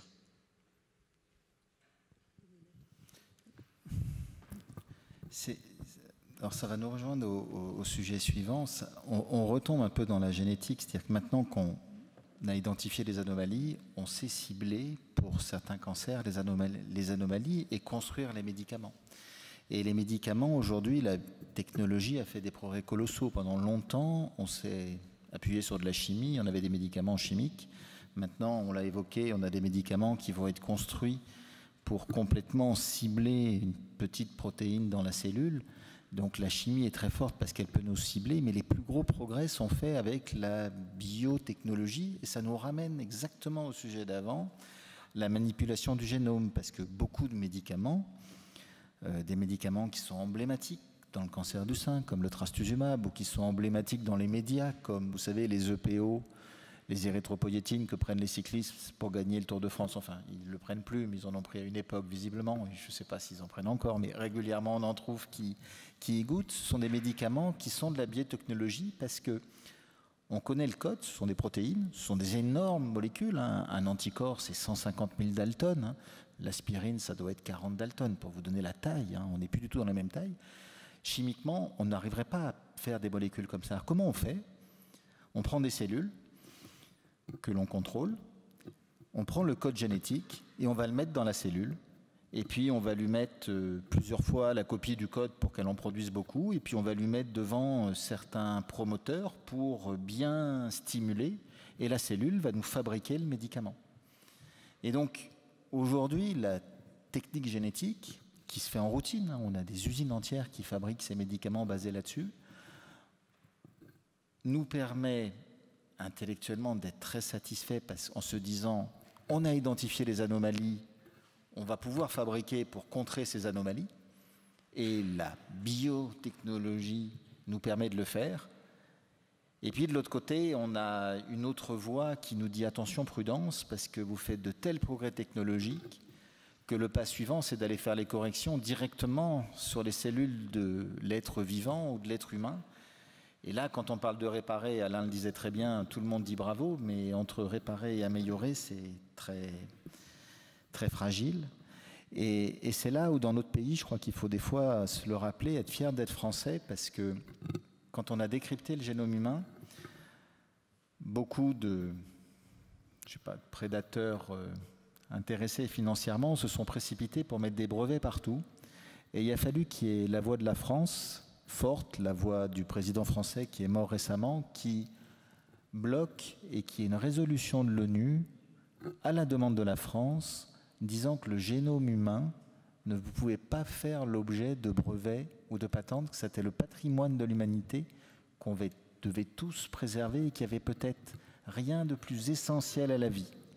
Et c'est grâce à la présidence française qu'aujourd'hui, ce patrimoine humain reste au sein de l'humanité, et on le voit bien sur le cancer, sur la vie, c'est le centre de toutes nos attentions, et c'est pour ça que la génétique est une discipline essentielle dans les évolutions futures. Fabrice Denis ? L'idée, effectivement, qu'à court moyen terme, on ait des thérapies efficaces, peu toxiques et accessibles, c'est déjà le cas finalement dans deux catégories de traitements. Il y en a un traitement, c'est l'immunothérapie. On en entend beaucoup parler, et pour cause, on a théoriquement une immunité qui est censée nous protéger du cancer. Sauf que finalement, comme on s'en sert globalement assez peu dans notre vie de cette immunité, eh bien assez facilement, elle est non efficiente. Et c'est pour cela qu'on a 30% de la population qui fait des allergies. Une allergie, c'est un problème immunitaire. On fait des anticorps contre des cacahuètes, contre tout un tas de choses qui ne servent à rien, ou même contre son propre corps, ce sont les maladies auto-immunes. Donc cette immunité, elle est au repos, et lorsque finalement elle est trop au repos, elle laisse apparaître des cancers. Et on a mis au point des médicaments qui réveillent cette immunité. Et ça, c'est quelque chose qui existe depuis quelques années et qui fait ses preuves dans des cancers qui étaient pourtant effroyables en termes de pronostic, comme le cancer du poumon, où avec ces médicaments simplement qui réveillent notre immunité naturelle, on arrive à des résultats en termes de réduction de la mortalité qui sont très importants et sur des durées très longues avec un minimum d'effets secondaires. Donc oui, il y a une nouvelle catégorie de traitements qui émergent et qui sont d'ores et déjà utilisés dans le cancer du poumon et avec des indications qui s'élargissent. Mais il y a encore mieux. Toujours dans le cancer du poumon, on a maintenant ce que l'on appelle des thérapies ciblées, c'est-à-dire qui vont cibler des petits récepteurs qui sont sur les cellules cancéreuses. Ces récepteurs, on peut les voir et on peut donc savoir que cette tumeur va être sensible à ce médicament particulier. Et c'est tellement vrai que lorsque ce récepteur existe et qu'on donne ce médicament qui est en comprimé en plus, eh bien on a des réponses de la tumeur en moins de 8 jours. C'est-à-dire que là où avant il fallait 2-3 mois pour avoir un semblant de début d'efficacité avec certaines chimiothérapies, en une semaine on peut observer une disparition de 80% des cellules sur les imageries. Là on est vraiment dans quelque chose de très pertinent parce que on en arrive à un point où lorsqu'un patient vient avec un cancer du poumon, même s'il a des métastases, s'il y a ce petit récepteur, effectivement, il va repartir de la consultation avec une ordonnance d'une boîte de comprimés qui va s'accompagner d'un résultat thérapeutique en quelques jours avec une durée d'efficacité de plusieurs années. Ce sont des choses qui n'existaient pas auparavant, ça. Donc oui, on a cette visibilité pour dire, effectivement, à terme, on pourra considérer un patient qui vient nous voir, comme dans la publicité autrefois, où il disait « Ah, vous avez un cancer, pas de problème, on fait une ordonnance et les choses s'arrangent un peu, alors pas comme une angine, mais en tout cas beaucoup moins de façon sévère qu'autrefois. » Oui, on peut avoir accès à ce type de médicaments et ça va être le cas de plus en plus avec les analyses de génome de tumeurs qui sont en cours. Oui, je voulais donner compléter un petit peu ce qui vient d'être dit et rejoindre ce qui a été dit tout à l'heure par rapport à une approche intégrée. Parce que c'est vrai, on va pouvoir traiter des patientes avec des thérapies ciblées. J'ai, dans mon expérience de généticienne, l'expérience d'une femme qui avait une des premières thérapies ciblées sur Strasbourg, et qui venait pour une histoire familiale de cancer. Et cette femme, au bout d'un moment de discussion, parce que nous, on a l'avantage de pouvoir passer 45 minutes à 1 heure, et on a encore l'avantage, c'est un peu pour ça que je fais de la génétique, de pouvoir prendre le temps d'écouter. Et elle tombe en larmes, et je lui dis, mais qu'est-ce qui se passe? Elle était guérie, enfin, considérée comme telle. Elle dit, ma vie est devenue un enfer, je ne fais plus rien de ce qui me plaît, parce que j'ai perdu le goût. Et comme j'ai perdu le goût, je ne peux plus aller au restaurant. C'était mon seul plaisir dans la vie. Je n'ai plus aucun plaisir dans la vie. Elle était très, très mal. Donc je dirais que c'est vrai qu'il y a le traitement, il y a la façon dont vivent les personnes considérées qui peuvent être importantes. Nous, en génétique aussi, on peut prévenir le cancer, pas avec des thérapeutiques, mais avec des chirurgies préventives. Et là aussi, pour nous, il est extrêmement important d'avoir une approche vraiment intégrée, une approche qui n'est pas seulement pluridisciplinaire, mais interdisciplinaire. Comme ça a été décrit tout à l'heure, on a des psychologues, on a d'autres corps de métier qui travaillent avec nous, parce qu'il y a aussi la prise en charge de tout ce qui va avec le traitement ou la prévention. Et ça, on le méconnaît encore beaucoup de trop. Et on a toujours tendance à voir le traitement au niveau du médecin ou du chirurgien. Mais c'est vrai, ce qui a été dit, toute l'équipe, c'est vraiment extrêmement important d'avoir une approche intégrée et de voir un petit peu les conséquences du traitement, même s'il nous paraît fantastique. Je pense que c'est quelque chose de fondamental. Et on a tout un programme comme ça d'accompagnement de suivi. Mais à notre petite échelle, on n'est pas rendu encore à la même ampleur qu'Alain Toledano, mais c'est vraiment quelque chose auquel je crois fondamentalement. Donc une thérapie ciblée, une prévention c'est bien, mais il faut avoir une approche intégrée de l'être humain dans son ensemble. Oui, bonjour. Est-ce que vous avez déjà travaillé sur la limite entre tumeur bénigne, tumeur maligne? Qu'est-ce qui empêcherait justement une tumeur bénigne de basculer, dans certains cas, parce que je crois que ce n'est pas vrai dans tous les cas, dans la tumeur maligne, et pour empêcher justement ce basculement? Les tumeurs bénignes n'ont pas forcément, et dans une immense majorité des cas, pas de lien avec le cancer. Ce ne sont pas des lésions précancéreuses. Certaines, oui, mais l'immense majorité, non. Et vous pouvez avoir un adénome, ça ne dégénère pas en cancer. Oui, c'est lié à une anomalie, il y a une bêtise qui s'est faite, et puis du coup, on a une prolifération de cellules, mais elles ne sont pas malignes. Par contre, des fois, vous avez des petites anomalies, des lésions précancéreuses, qui là sont le début de l'histoire. Par contre, on voit bien que les anomalies génétiques de ces lésions qui ne sont pas encore du cancer ont toute la potentialité du cancer. Donc, à votre question, il faut faire attention, toutes les grosseurs, tous les nodules ne sont pas, loin s'en faut, des anomalies qui peuvent dégénérer en cancer. Par contre, des fois, dans notre vie de médecin, on peut se prendre un peu les pieds dans le tapis parce que imaginez quelqu'un, je reprends l'exemple du cancer du sein, qui est celui que je connais, qui a plein de kystes, des adénofibromes, ce sont des lésions complètement bénignes qui ne dégénèrent pas en cancer dans un sein. Si un jour il y a un cancer qui se développe dans ce sac de billes, c'est pas très joliment dit, mais où il y a plein d'anomalies, le petit gravier qu'est le cancer au milieu, on risque de ne pas le trouver. Et donc du coup les médecins sont très angoissés parce qu'il y a plein d'anomalies, donc on les super surveille parce qu'on est incapable de voir bien clairement. Et donc on fait créer un doute en se disant mince, j'ai un sein à risque parce que j'ai plein de kystes de boue. Ça ne va pas dégénérer en cancer. Par contre, ce que l'on a peur, et on transmet cette peur à la patiente, c'est de ne pas voir le cancer. Donc vraiment, les tumeurs bénignes, dans l'immense majorité des cas, ne dégénèrent pas en cancer. Vous disiez qu'on a trouvé des thérapies efficaces pour certains cancers, vous disiez, le cancer du sein, le cancer des poumons. Est-ce qu'on peut espérer, à plus ou moins long terme, trouver aussi des thérapies efficaces pour des cancers qui sont assez redoutables, le pancréas, les cholangiocarcinomes, tout ça, quoi? Alors, vous savez, bien sûr, mais les cellules du pancréas ou des voies biliaires sont des cellules de l'organisme qui sécrètent de l'acide. Elles sécrètent de l'acide pur pour digérer.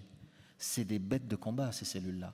C'est des cellules qui sont capables de vivre en milieu acide. Là où si on mettrait notre doigt, notre peau se dissolverait. Ces cellules-là, elles arrivent à survivre. Vous imaginez que cette cellule-là, qui a cette capacité de vivre dans de l'acide, de faire de l'acide, quand elle dégénère en cancer, c'est une cellule qui est d'une telle robustesse qu'arriver à la contrôler, à la détruire est un challenge qui est colossal. C'est pour ça qu'on dit souvent que c'est vraiment une face nord abominable, ces cancers du pancréas, liés intrinsèquement à la nature de cet organe et de ces cellules.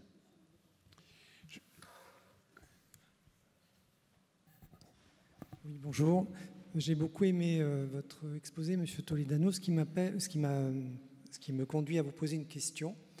Est-ce que les gens qui sont très heureux, quelles que soient les circonstances de la vie qu'ils traversent, est-ce que ces gens-là ont moins de risque de faire un cancer que la moyenne? Donc la définition de qu'est-ce qu'être heureux, c'est ça que vous me demandez? Non, parce que c'est un peu complexe. Oui, alors, je vous raconte juste une histoire. Quand la réponse serait compliquée sur le plan didactique, il faut raconter une histoire. hier matin, j'ai une dame qui est venue me voir, 45 ans, elle me dit « Docteur, il y a 20 ans, j'ai perdu mon père, j'ai eu un cancer de la thyroïde. Écoutez, j'étais sûr, j'ai divorcé l'année dernière, voilà, j'étais sûr, je l'attendais, voilà, je fais un cancer du sein. » Et elle me montre son sein. Et en fait, tous les jours, on voit des gens qui nous ont dit « Écoutez, je sais pourquoi j'ai fait mon cancer, voilà, j'ai eu un deuil, voilà, j'ai eu un burn-out, j'ai eu un problème au travail. » La problématique vraie, c'est que c'est multifactoriel. Tous les gens qui font un burn-out ou tous les gens qui vivent un deuil n'ont pas forcément de cancer.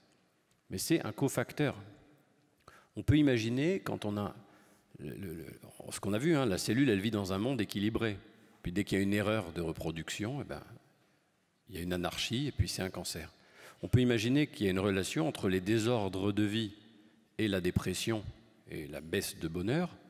Et c'est pareil à l'intérieur de l'organisme. Les déséquilibres extérieurs, ils peuvent provoquer des déséquilibres intérieurs. Il faudrait qu'on se donne les moyens de le prouver. Moi, intuitivement, en clinique, comme tous les cancérologues, on a l'impression que quand on est déstabilisé dans son organisme, dans son quotidien, on peut faire un peu plus de cancer. Mais comme c'est un cofacteur, ça va être dur à dire. Alors je vais vous donner maintenant l'autre pendant.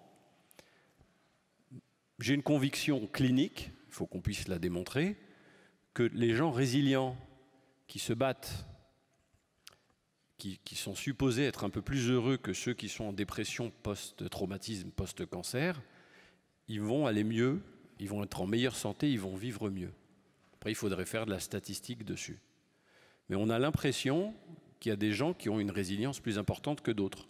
Donc notre projet en recherche, c'est d'essayer de voir si génétiquement, il y a des gens qui, soumis au traumatisme, vont être plus capables de remonter la pente que d'autres, pour qu'on puisse aider les autres un peu plus, dès le début. Il y a des gens qui ne se relèveront pas d'une dépression, et il y a des gens qui ne vont même pas la faire. Après, il y a un phénomène aussi culturel. On parlait tout à l'heure de la mort et des animaux. Tout le monde va mourir, l'homme, c'est le seul animal qui sait qu'il va mourir. D'ailleurs, on voit les sépultures, tout ce qui est autour de la mort et du deuil. Les hommes, on peut les tuer avec des mots. C'est-à-dire que moi, j'ai énormément de patients vivants et qui ont été tués par quelqu'un qui a essayé de faire une prédiction, un médecin souvent d'ailleurs. Comme si on jouait au PMU, on donne des pronostics, on donne des statistiques basées sur des hypothèses tout à fait aléatoires. Et avec des mots, on tue, et avec des mots, on donne de l'espoir.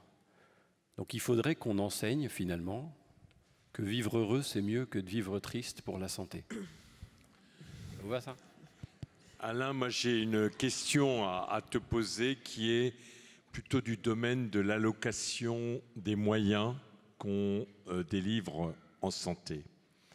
On a un pays très solidaire, peut-être un des plus solidaires au monde dans le domaine de la prise en charge des soins, au point que quand un traitement a un coût trop élevé, on ne laisse pas rentrer ce traitement quand on est dans le pays, quand on estime qu'on ne pourra pas le donner à tous ceux qui en auraient besoin.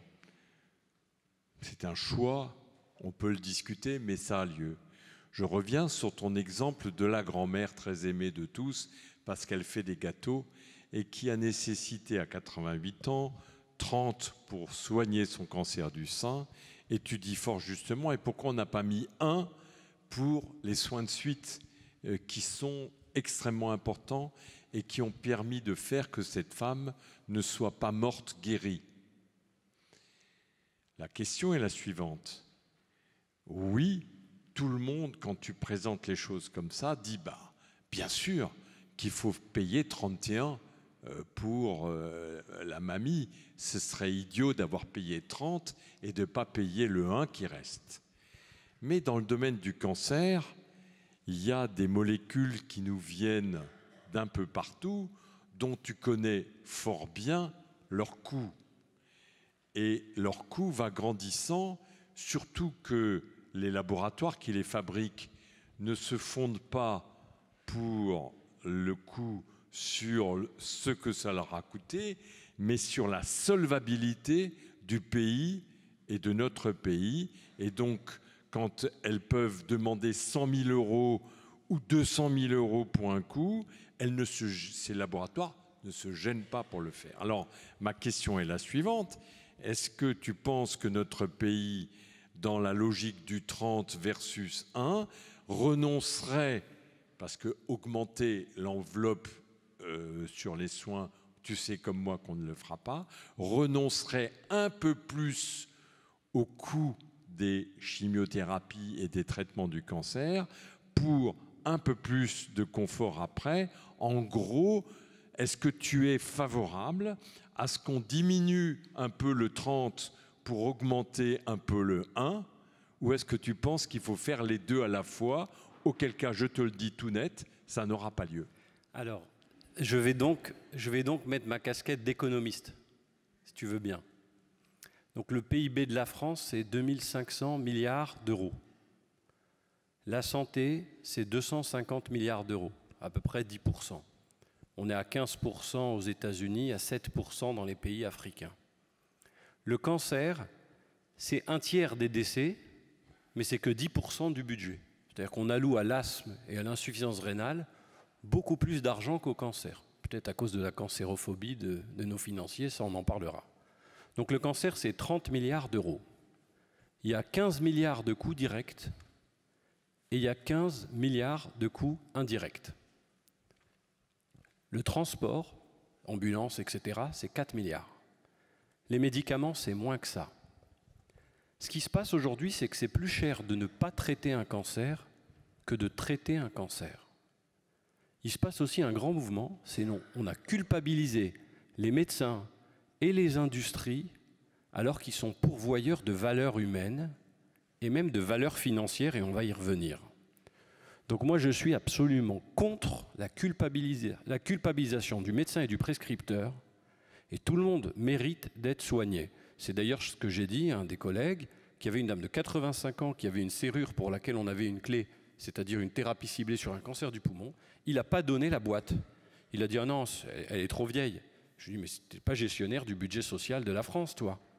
Moi, quand ma grand-mère, elle n'allait pas bien, ses 12 enfants étaient en arrêt de travail. Donc même sur le plan économique, il faut avoir une vision globale. Donc aujourd'hui, c'est pas cher de traiter un cancer par rapport au fait de le traiter. Alors je vais te dire ce que j'ai dit aux chefs d'État africains, puisque j'ai animé la conférence des chefs d'État africains. Une année de vie, de gagner, c'est 4% de PIB en plus. C'est-à-dire qu'en Afrique, c'est 1 000 milliards de dollars si on arrive à avoir des plans cancer bien faits chaque année, de gagner. Ça peut financer toute l'infrastructure, diminuer la mortalité materno-fétale, etc. Qu'est-ce qu'on a fait aujourd'hui? On a culpabilisé les médecins pour qu'ils ne se prescrivent pas, et ensuite on tape sur l'industrie. Je vais vous dire, moi, tous les jours, je vois des gens guéris de maladies métastatiques. Ce n'est pas la plupart du temps. Mais comment on va porter l'espoir et guérir les gens si on n'a pas ces nouveaux médicaments? Qu'est-ce qui finance les recherches complexes? C'est une industrie pharmaceutique qu'on a surtaxée, qu'on a ostracisée, et à qui on a demandé d'avoir des bons résultats. Et ensuite, quand ils ont des bons résultats, on protège un petit peu la molécule pour qu'ils puissent en reverser un peu à leurs actionnaires et réinvestir dans la recherche. Le système, il est pas mal fait. Seulement, on est en train de le mépriser. Et puis, il y a une tendance aujourd'hui, on accepte plus le risque naturel que le risque iatrogène du médicament ou manufacturé. C'est la tendance bio. Donc on est en train de taper sur les vaccins, taper sur l'industrie, taper sur l'argent. Et quand les gens sont malades, ils viennent, ils veulent des solutions. Si on n'en a pas, comment on fait? Alors je veux bien que les médicaments aient un coût, mais c'est quoi le prix de la vie? Donc je suis absolument pour traiter tout le monde avec les meilleurs moyens du monde, et je pense que ça apportera de la valeur à la société. Oui. La stratégie qu'a fait la France,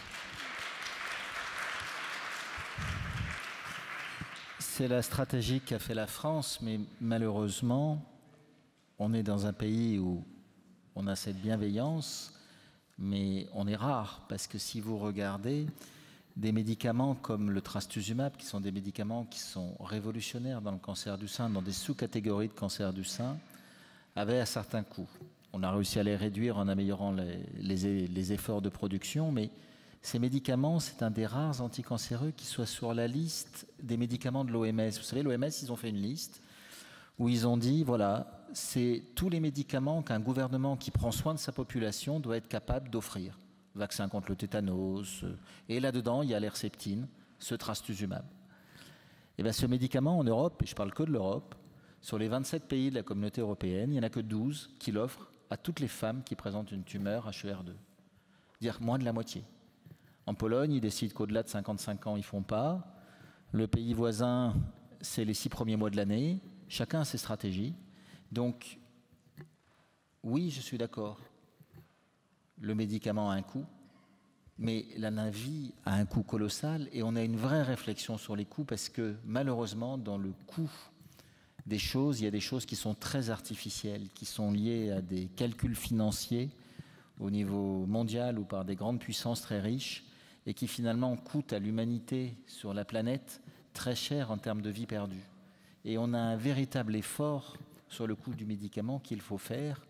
Et moi qui suis un expert du médicament et qui ai fait ma carrière sur le médicament, je suis quand même en croisade contre ces fabricants qui nous délivrent des médicaments avec des marges de rentabilité que des fois on ne trouve pas dans d'autres disciplines. Donc on ne peut pas accepter ça et rester passif. C'est un combat qui peut coûter cher et la France aujourd'hui mène ce combat et il faut tirer un chapeau à certains de nos politiques parce que c'est très inconfortable. Mais ce combat, il a des conséquences parce qu'on est dans un monde global. Et aujourd'hui, les ruptures d'approvisionnement, parce que c'est des coûts tendus, eh ben, le pays qui est le plus impacté, c'est la France. Parce que c'est la France sur lequel les industriels font le moins de marge. Et donc, à cause de ça, quand vous êtes un peu cric-crac sur votre production, ben, vous préférez vendre à l'Allemagne, sur lequel les marges sont supplémentaires, qu'à la France. Et donc, on se retrouve le dernier servi. Donc, le problème de cet enjeu, c'est que le comédicament est trop cher, et là, moi, je rejoins, mais on a un vrai point politique, parce qu'à vouloir faire très blanc, on risque de pénaliser notre population, et il y a des vies derrière. Donc, le problème, il est sacrément complexe, et il faut absolument qu'on arrive à progresser dans le dialogue pour arriver à offrir les traitements, quelles que soient les modalités, des innovations qui sont développées des industriels, sans les spolier, mais les offrir quand c'est des médicaments clés, pour pouvoir prolonger de la vie. Et moi, quand je vois qu'en Europe, moins de la moitié des pays offrent ces médicaments clés dans la guérison, j'ai un sentiment de mal-être qui m'oblige à m'élever et à dire il faut trouver des zones pour essayer de changer ça. Vous avez des pays qui l'ont fait très brutalement, des pays qui ont décidé qu'ils s'asseyaient sur les règles de commerce, mais avec des conséquences qui peuvent être sévères. Vous avez des pays qui n'ont pas hésité à enfreindre les lois pour copier des médicaments malgré l'interdiction légale, mais ça se traduit en empoignades qui peuvent se finir à coups de canon, donc il faut vraiment se méfier. Mais aujourd'hui, on a une vraie réflexion et la France, qui est quand même un leadership au niveau de l'ONU sur ces questions éthiques, devrait le prendre à bras-le-corps parce qu'on ne peut pas laisser autant d'hommes et de femmes sur le côté, notamment pour les traitements des cancers. La France, on n'en est pas conscient, mais il suffit d'aller voir nos voisins pour se rendre compte de l'impact en termes de vie perdue que cela a autour de nous. Fabrice Denis ? La solidarité, parce qu'on est dans un forum d'éthique, et le vrai sujet, c'est ça. C'est qu'est-ce qu'on va accepter au nom de la solidarité. Quelqu'un qui se casse la jambe au ski, on va lui facturer l'hélicoptère pour le rapatriement. Mais après, la sécurité sociale, elle va rembourser son intervention. Il y a des pays voisins qui ont décidé que si tu fumais et que tu avais un cancer du poumon, tu allais être surtaxé.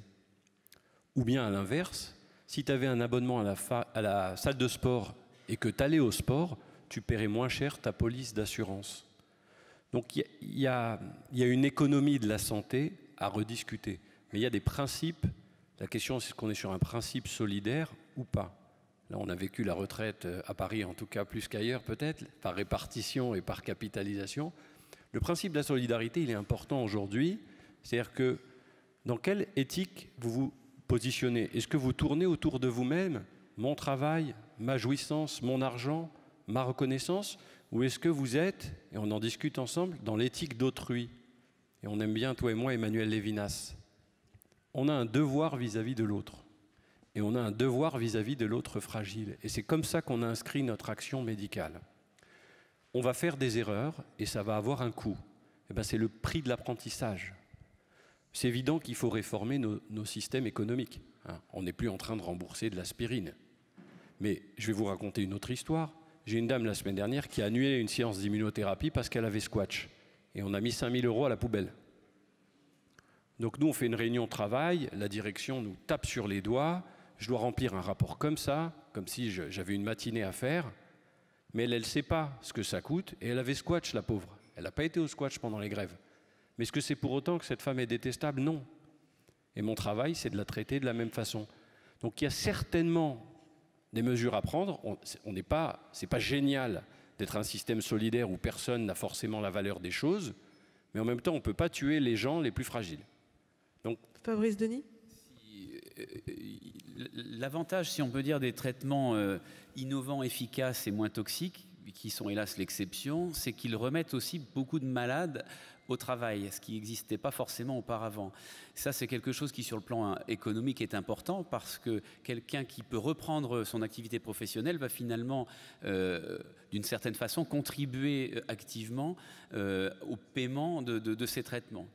Par contre, effectivement, sur le plan économique, on a des nouveaux médicaments qui vont arriver en France en cancérologie, qu'on appelle les Carticel, c'est-à-dire une espèce de vaccination anticancéreuse, pour laquelle le prix du traitement pour un patient, c'est 300 000 €. 300 000 € pour un patient. Si on multiplie effectivement ça par 1000 ou 2000 cas, pour l'instant, ce n'est pas encore diffusé, on en est encore au stade de recherche, mais bien avancé, va effectivement se poser la question du soutien économique. Et on sait très bien que des pays comme l'Angleterre, par exemple, pour qui un traitement qui dépasse 50 000 € par année de vie gagnée, c'est comme ça qu'on calcule là-bas. C'est-à-dire qu'on estime qu'un an de vie gagnée par un traitement, ça c'est 50 000 € et pas plus. Donc si un traitement pour rajouter une année de vie coûte 100 000 €, a priori il ne sera pas pris en charge. C'est pour ça que beaucoup d'Anglais, même sans le Brexit, viennent se faire traiter en France. Mais néanmoins, toutes ces affaires-là ont des coûts. Maintenant, les traitements pour l'immunothérapie, on en a parlé, c'est 150 000 € par an. Donc voilà, il faut effectivement prendre une certaine mesure vis-à-vis de ce auquel on a droit, et puis aussi des devoirs sur le plan économique que l'on a, parce qu'on ne va pas effectivement pouvoir utiliser tous ces traitements aussi facilement. Moi, j'ai quelques réflexions qui vont peut-être nous amener à quelques questions, mais d'abord, vous avez parlé des patientes et des patients qui viennent en disant, voilà, j'ai fait ça, j'ai vécu ça dans ma vie, forcément j'ai un cancer. Je trouve que le cancer, justement, il focalise tout ce qui ne s'est pas bien passé dans la vie et qu'on fait forcément un cancer. C'est-à-dire que ce n'est pas une angine, ce n'est pas une grippe, ce n'est pas une hépatite, c'est un cancer. Donc là-dessus, c'est très clair. Les patients cherchent toujours la raison pour laquelle ils ont développé cette pathologie. Ensuite, j'ai pas mal côtoyé les oncologues, les chirurgiens, les cancérologues. Et c'est vrai que je pense qu'il faut prendre en charge les patients, mais il faut aussi prendre en charge les médecins qui s'en occupent, parce que je trouve que ça impacte énormément sur leur vie au quotidien, de rencontrer ces patients qui sont souvent malades, qui rencontrent la mort, à qui il va falloir soutenir, prendre en charge. Et je les trouve même parfois extrêmement tristes et assez peu bavards.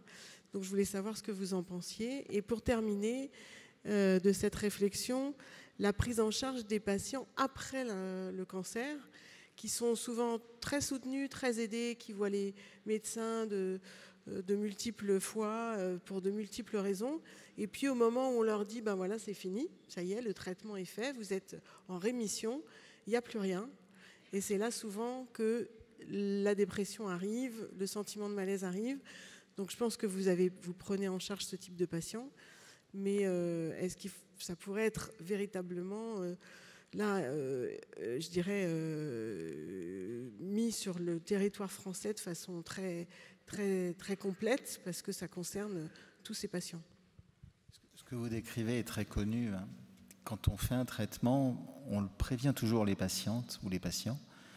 Vous faites un traitement, l'image c'est un peu celui du marathonien. Le marathonien, il fait une épreuve physique intense, et vous les voyez, quand des fois on regarde à la télé, il court jusqu'à la ligne d'arrivée, il court très vite, et puis après la ligne d'arrivée, il tombe, il n'arrive plus à faire un pas.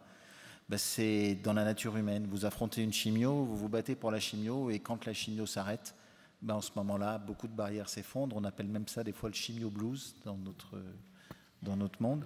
Et en effet, après le traitement, il y a un grand sentiment de vide, et beaucoup de patientes ou de patients vont moins bien après que pendant, parce qu'ils ont mis toute leur énergie dans le combat. Et c'est là où tout ce que développe Alain Toledano a tout son sens, parce que clairement, il change l'après-traitement, et c'est souvent l'après-traitement qui permet de retrouver la vie.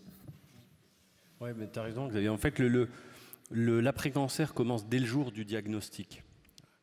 En fait, si on veut se porter correctement après, il faut se préparer pendant. Alors, il y a des gens qui vont avoir besoin qu'on mobilise leurs ressources intérieures, mais ils les ont. Et il y a des gens qui vont avoir besoin d'outils.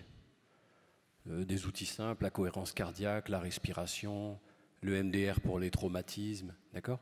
Il y a des gens qui ont juste avoir besoin de temps et pour arriver à se révéler les choses à eux-mêmes de façon ludique ou par des médias non-verbaux comme l'art-thérapie, etc.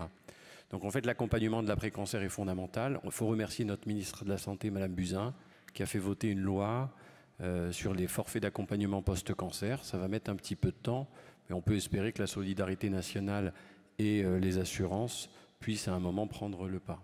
Et ça, c'est important. Vous aviez un deuxième sujet, c'est les mécanismes de défense des soignants. Donc bien sûr qu'il faut se poser la question du soignant, du patient et de la relation soignant-soigné. Alors on a, ce matin j'ai assisté à la conférence encore, il y a une espèce de médecine paternaliste qui est plutôt pas mal, mais des fois c'est assez cocasse. Docteur, je me fais opérer de quoi? Bon, j'ai plus le temps, allez voir ma secrétaire, c'est mardi. Donc où il y a le sachant tout puissant et ce patient qui ne sait pas. Et on voit avec Internet et l'ambiance actuelle qu'on a inversé la tendance. Alors vous avez un autre extrême, qui est la tendance anglo-saxonne, où le médecin il ne regarde pas, il dit bon là vous avez 30% de chances d'être en vie, 25% de chances de métastaser, 15% de chances de... Et en fait, l'autonomisation du patient elle est un petit peu aberrante. Et vous avez des modèles délibératifs où on va accompagner le patient dans sa démarche, avec de l'information filtrée. Sauf que le patient, il n'est pas égal à lui-même entre le moment où il est cueilli après le diagnostic et après. Souvent, le patient, d'abord, il est dans le déni. Puis ensuite, il est dans la révolte. Alors, allez faire passer un truc quand il est dans la révolte. Il faut y aller en deux temps. On lui donne des examens, on lui dit de revenir, on calme le jeu, on discute. Voilà. Après, il y a l'acceptation et des fois, pire, la résignation.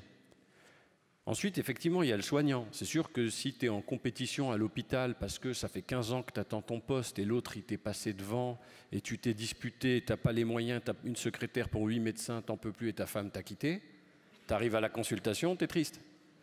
Donc on dit aux cancérologues, il faut leur apprendre, il faut souvent aller en vacances. Hein?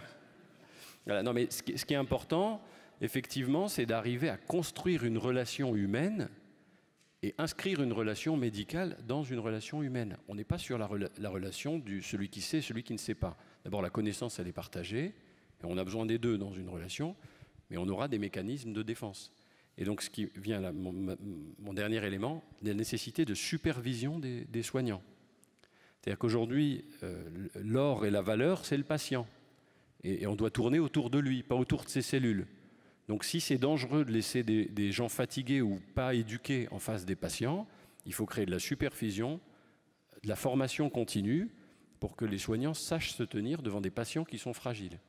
Voilà, on fait des plans cancer, il faut faire des plans patients. C'est les patients qu'on traite. Le cancer, entre autres. Christine ? Oui, moi je voulais intervenir parce que ce que tu as dit a réveillé plusieurs points par rapport à l'expérience en génétique du cancer. D'une part, par rapport au vécu des patients qui cherchent le pourquoi de leur maladie. Et ça, Anne-Laure, qui est une des psychologues qui consulte avec nous dans la salle, pourrait le dire beaucoup mieux que moi. Il y a cette interrogation permanente de pourquoi j'ai développé un cancer, à tel point qu'une des raisons qui les fait venir à cette consultation de génétique oncologique, c'est aussi d'avoir une explication. Et parfois, si on ne trouve pas un facteur héréditaire, eh bien dit alors c'est moi, c'est de ma faute. Enfin bon, il y a toute une autre interrogation et c'est pour ça qu'on travaille également en équipe. Alors, le deuxième point que je voulais évoquer qui n'a pas été évoqué, c'est par rapport à l'expérience de la souffrance des équipes qui soignent, des équipes qui accompagnent. Et nous, on est dans un domaine, l'oncologie est un domaine difficile, mais la génétique du cancer, comme on prend beaucoup de temps, on partage beaucoup, il y a toute cette notion d'empathie, que ce soit les conseillers en génétique, que ce soit les psychologues, que ce soit les médecins, évidemment. On a toute une problématique, en fait, on reçoit énormément. Et il y a une notion qui est peu prise en compte en France, peut-être que je me trompe, peut-être que je ne connais pas c'est la notion de fatigue compassionnelle. Et la notion de fatigue compassionnelle, moi j'ai ce vécu au Québec, au Canada, où on a eu une session, que j'ai partagée d'ailleurs avec des collègues féminines, oncologues d'ailleurs, où on avait une psychologue, c'est une psychologue qui s'occupait de soldats qui revenaient d'Afghanistan, parce que les Canadiens ont beaucoup été en Afghanistan, et elle s'occupait de la prise en charge du conjoint de la personne qui avait été en Afghanistan. Et pourquoi elle s'occupait de la prise en charge? Parce que les maris rêvaient la nuit, criaient, enfin ça allait pas bien, et le conjoint il prenait tout. Et en fait, elle a commencé à développer ces accompagnements pour les équipes soignantes, parce qu'elle s'est rendue compte également que les équipes soignantes, qui partageaient beaucoup avec les patients ou les personnes prédisposées, parce que nous, ce n'est pas forcément des gens malades, qui partageaient toutes leurs problématiques, recevaient énormément et n'avaient pas de lieu de partage, de réflexion ou de possibilité d'être aidés. Et cette composante émotionnelle qui est extrêmement importante dans notre activité n'était pas toujours prise en compte. Donc c'est vrai, c'est très bien que tu aies posé cette question, c'est vrai qu'il y a un partage d'émotions, il y a un partage de souffrance parfois, et qu'on ne tient pas toujours compte suffisamment de la souffrance des équipes qui prennent en charge. Merci. Bonjour, j'ai juste une petite question. Je voulais savoir si c'était possible qu'un gène déclenche plusieurs types de cancers. Ah oui, tout à fait. Tout à fait, parce qu'en fait, j'ai donné tout à l'heure l'exemple de certains gènes de prédisposition au cancer du sein qui vont déclencher également des cancers de l'ovaire. On connaît bien les gènes de prédisposition au cancer digestif qui, chez la femme, vont pouvoir déclencher des cancers de l'utérus ou des cancers de l'ovaire, et qui vont pouvoir aussi déclencher des cancers des voies urinaires. En fait, ça m'agace toujours quand on parle de gènes du cancer du sein ou de gènes du cancer. C'est pas comme ça que ça se passe. Il y a certains gènes qui vont pouvoir favoriser l'apparition de cancers sur différents organes. On a un autre type de cancer qui est très connu, qui est le syndrome de Lie-Phroménie, où on va avoir des cancers du sein, des sarcomes, éventuellement des tumeurs du cerveau. Donc il n'y a pas de gène spécifique d'un organe. Il y a un gène qui a une fonction, et quand cette fonction est déficiente, on sait que ça va de façon particulière favoriser l'apparition de tel ou tel type de cancer, mais pas un seul. Alors avant de terminer cette table ronde, il y a une question qui nous vient des réseaux sociaux. Est-il envisageable que la nanotechnologie soit le remède miracle? Pourrait-elle attaquer directement les cellules cancéreuses? La réponse est oui, les nanotechnologies font déjà partie de l'arsenal, parce que par exemple, aujourd'hui on fait beaucoup de choses combinées. On prend un anticorps et puis on accroche avec quelque chose qui est tout petit, c'est vraiment de la nanotechnologie, une molécule de chimio à cet anticorps pour que cet anticorps il aille que dans la cellule cancéreuse qui est ciblée par cet anticorps. Et puis vu qu'on est prudent, on fait un micro crochet ou lasso qui fait que si jamais la cellule de chimiothérapie se détache de l'anticorps, elle est détruite parce qu'elle est tenue par le lasso. Donc les nanotechnologies font déjà partie de notre quotidien aujourd'hui. Merci. Pour clore un peu cette session, je vous demanderai peut-être de faire une petite conclusion. Si vous avez chacun, si vous pouvez en quelques phrases terminer cette session. Oui, ben c'est plutôt la conclusion, c'est plutôt la synthèse. On a besoin d'une cancérologie performante. C'est vrai qu'il y a 40 ans, on traitait avec des chimiothérapies qui s'apparentaient au gaz moutarde. Et maintenant, on arrive à l'immunothérapie et à traiter des tumeurs qui font 1 millimètre. Donc heureusement qu'on a toute l'innovation technique et la solidarité qui le finance. Notre médecine, elle devient scientifique et c'est très bien. Elle a été à un moment spirituel, astral. Donc c'est très bien qu'elle soit scientifique, mais il ne faut pas perdre de vue qu'on traite des patients et qu'on a besoin aussi de rassurer. C'est une science humaine. La peur, c'est le vrai sujet. La peur de mourir, la peur de souffrir. La peur fait des ravages. Et le cancer, il symbolise encore la peur. Donc dans l'espace public, aujourd'hui, on a un travail de sensibilisation. Le cancer peut guérir, et même quand il ne guérit pas, on peut vivre avec et longtemps. Et si on meurt en se bagarrant, ça fait partie de la vie.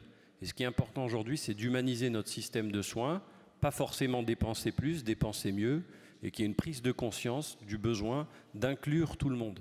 Notre santé, elle doit être globale, elle doit continuer à être scientifique, mais elle doit intégrer tous ceux qui peuvent donner du temps aux patients, et c'est là-dessus que je voudrais conclure. Monsieur Pivot? Moi, je voudrais juste vous dire qu'on a de la chance de vivre en France et que la cancérologie, vous l'avez compris, ce fléau, on le fait reculer. Mais il a déjà beaucoup reculé. Si je prends les chiffres des années 75, et beaucoup d'entre nous, ces années-là, on les connaissait, vous aviez malheureusement 7% des femmes qui présentaient un cancer du sein qui arrivaient à s'en débarrasser, en être guéries. Aujourd'hui, on est exactement dans la situation inverse. On guérit plus de 90% des femmes. Donc, c'est une discipline qui, sur 30 ans, a fait des progrès qui sont considérables. Et on a la chance d'être dans notre pays, avec l'état d'esprit de notre pays, qui se dit que c'est l'ensemble de la population et des femmes et des hommes qui habitent dans ce pays qui peuvent bénéficier de ces traitements et que tous ensemble, de manière solidaire, on doit traiter ce fléau. Et c'est pour ça qu'en Europe, les champions d'Europe du taux de guérison, eh ben, c'est notre pays face à tous les autres. Et largement devant la plupart des pays du monde, celui qui nous fait le plus grosse concurrence, c'est le Japon. Et donc je crois qu'il faut se rendre compte de la chance qu'on a aujourd'hui, même si des fois notre quotidien nous énerve, on a toutes les raisons d'être heureux en France et de ne pas se laisser envahir par la grisaille. Et j'ai appris que d'être heureux, c'est peut-être faire reculer ces maladies-là, c'est peut-être un intérêt. Christine? Alors, moi, je partage évidemment ce qui vient d'être dit par mes deux collègues, mais je voulais ajouter que nous, on a une discipline qui est relativement récente. J'ai vu une grosse évolution dans ma carrière, mais je pense qu'il y a encore beaucoup de formation et d'information pour permettre à tous de pouvoir accéder, enfin à tous ceux qui en ont besoin de pouvoir accéder à nos consultations. Et également, il y a toute une valorisation de nouveaux métiers qui est importante à faire. Et là, je n'ai pas beaucoup parlé de nos collègues conseillers en génétique, mais sans eux, on ne pourrait pas travailler et je veux leur rendre hommage maintenant. Merci pour eux. Fabrice Denis? Merci. Bon, avant que les canons reprennent le tir, moi c'est plus un vœu. Le vœu, c'est que on puisse observer dans les mois ou années qui viennent la disparition ou la réduction de l'extrême angoisse qui apparaît au moment du diagnostic d'un cancer, ou même au moment de passer une simple mammographie et de l'annonce d'anomalies. Ça, on peut imaginer cet état d'esprit apparaître avec la poursuite des progrès qui sont majeurs dans cette maladie. Et j'espère aussi pouvoir connaître ce moment où une patiente à qui on annoncera la présence de calcification se dira « Oh, bah, de toute façon, si c'est un cancer, on sait ce qu'il y a à faire. » Et sa vie ne s'arrêtera pas comme c'est encore le cas actuellement. Merci à tous.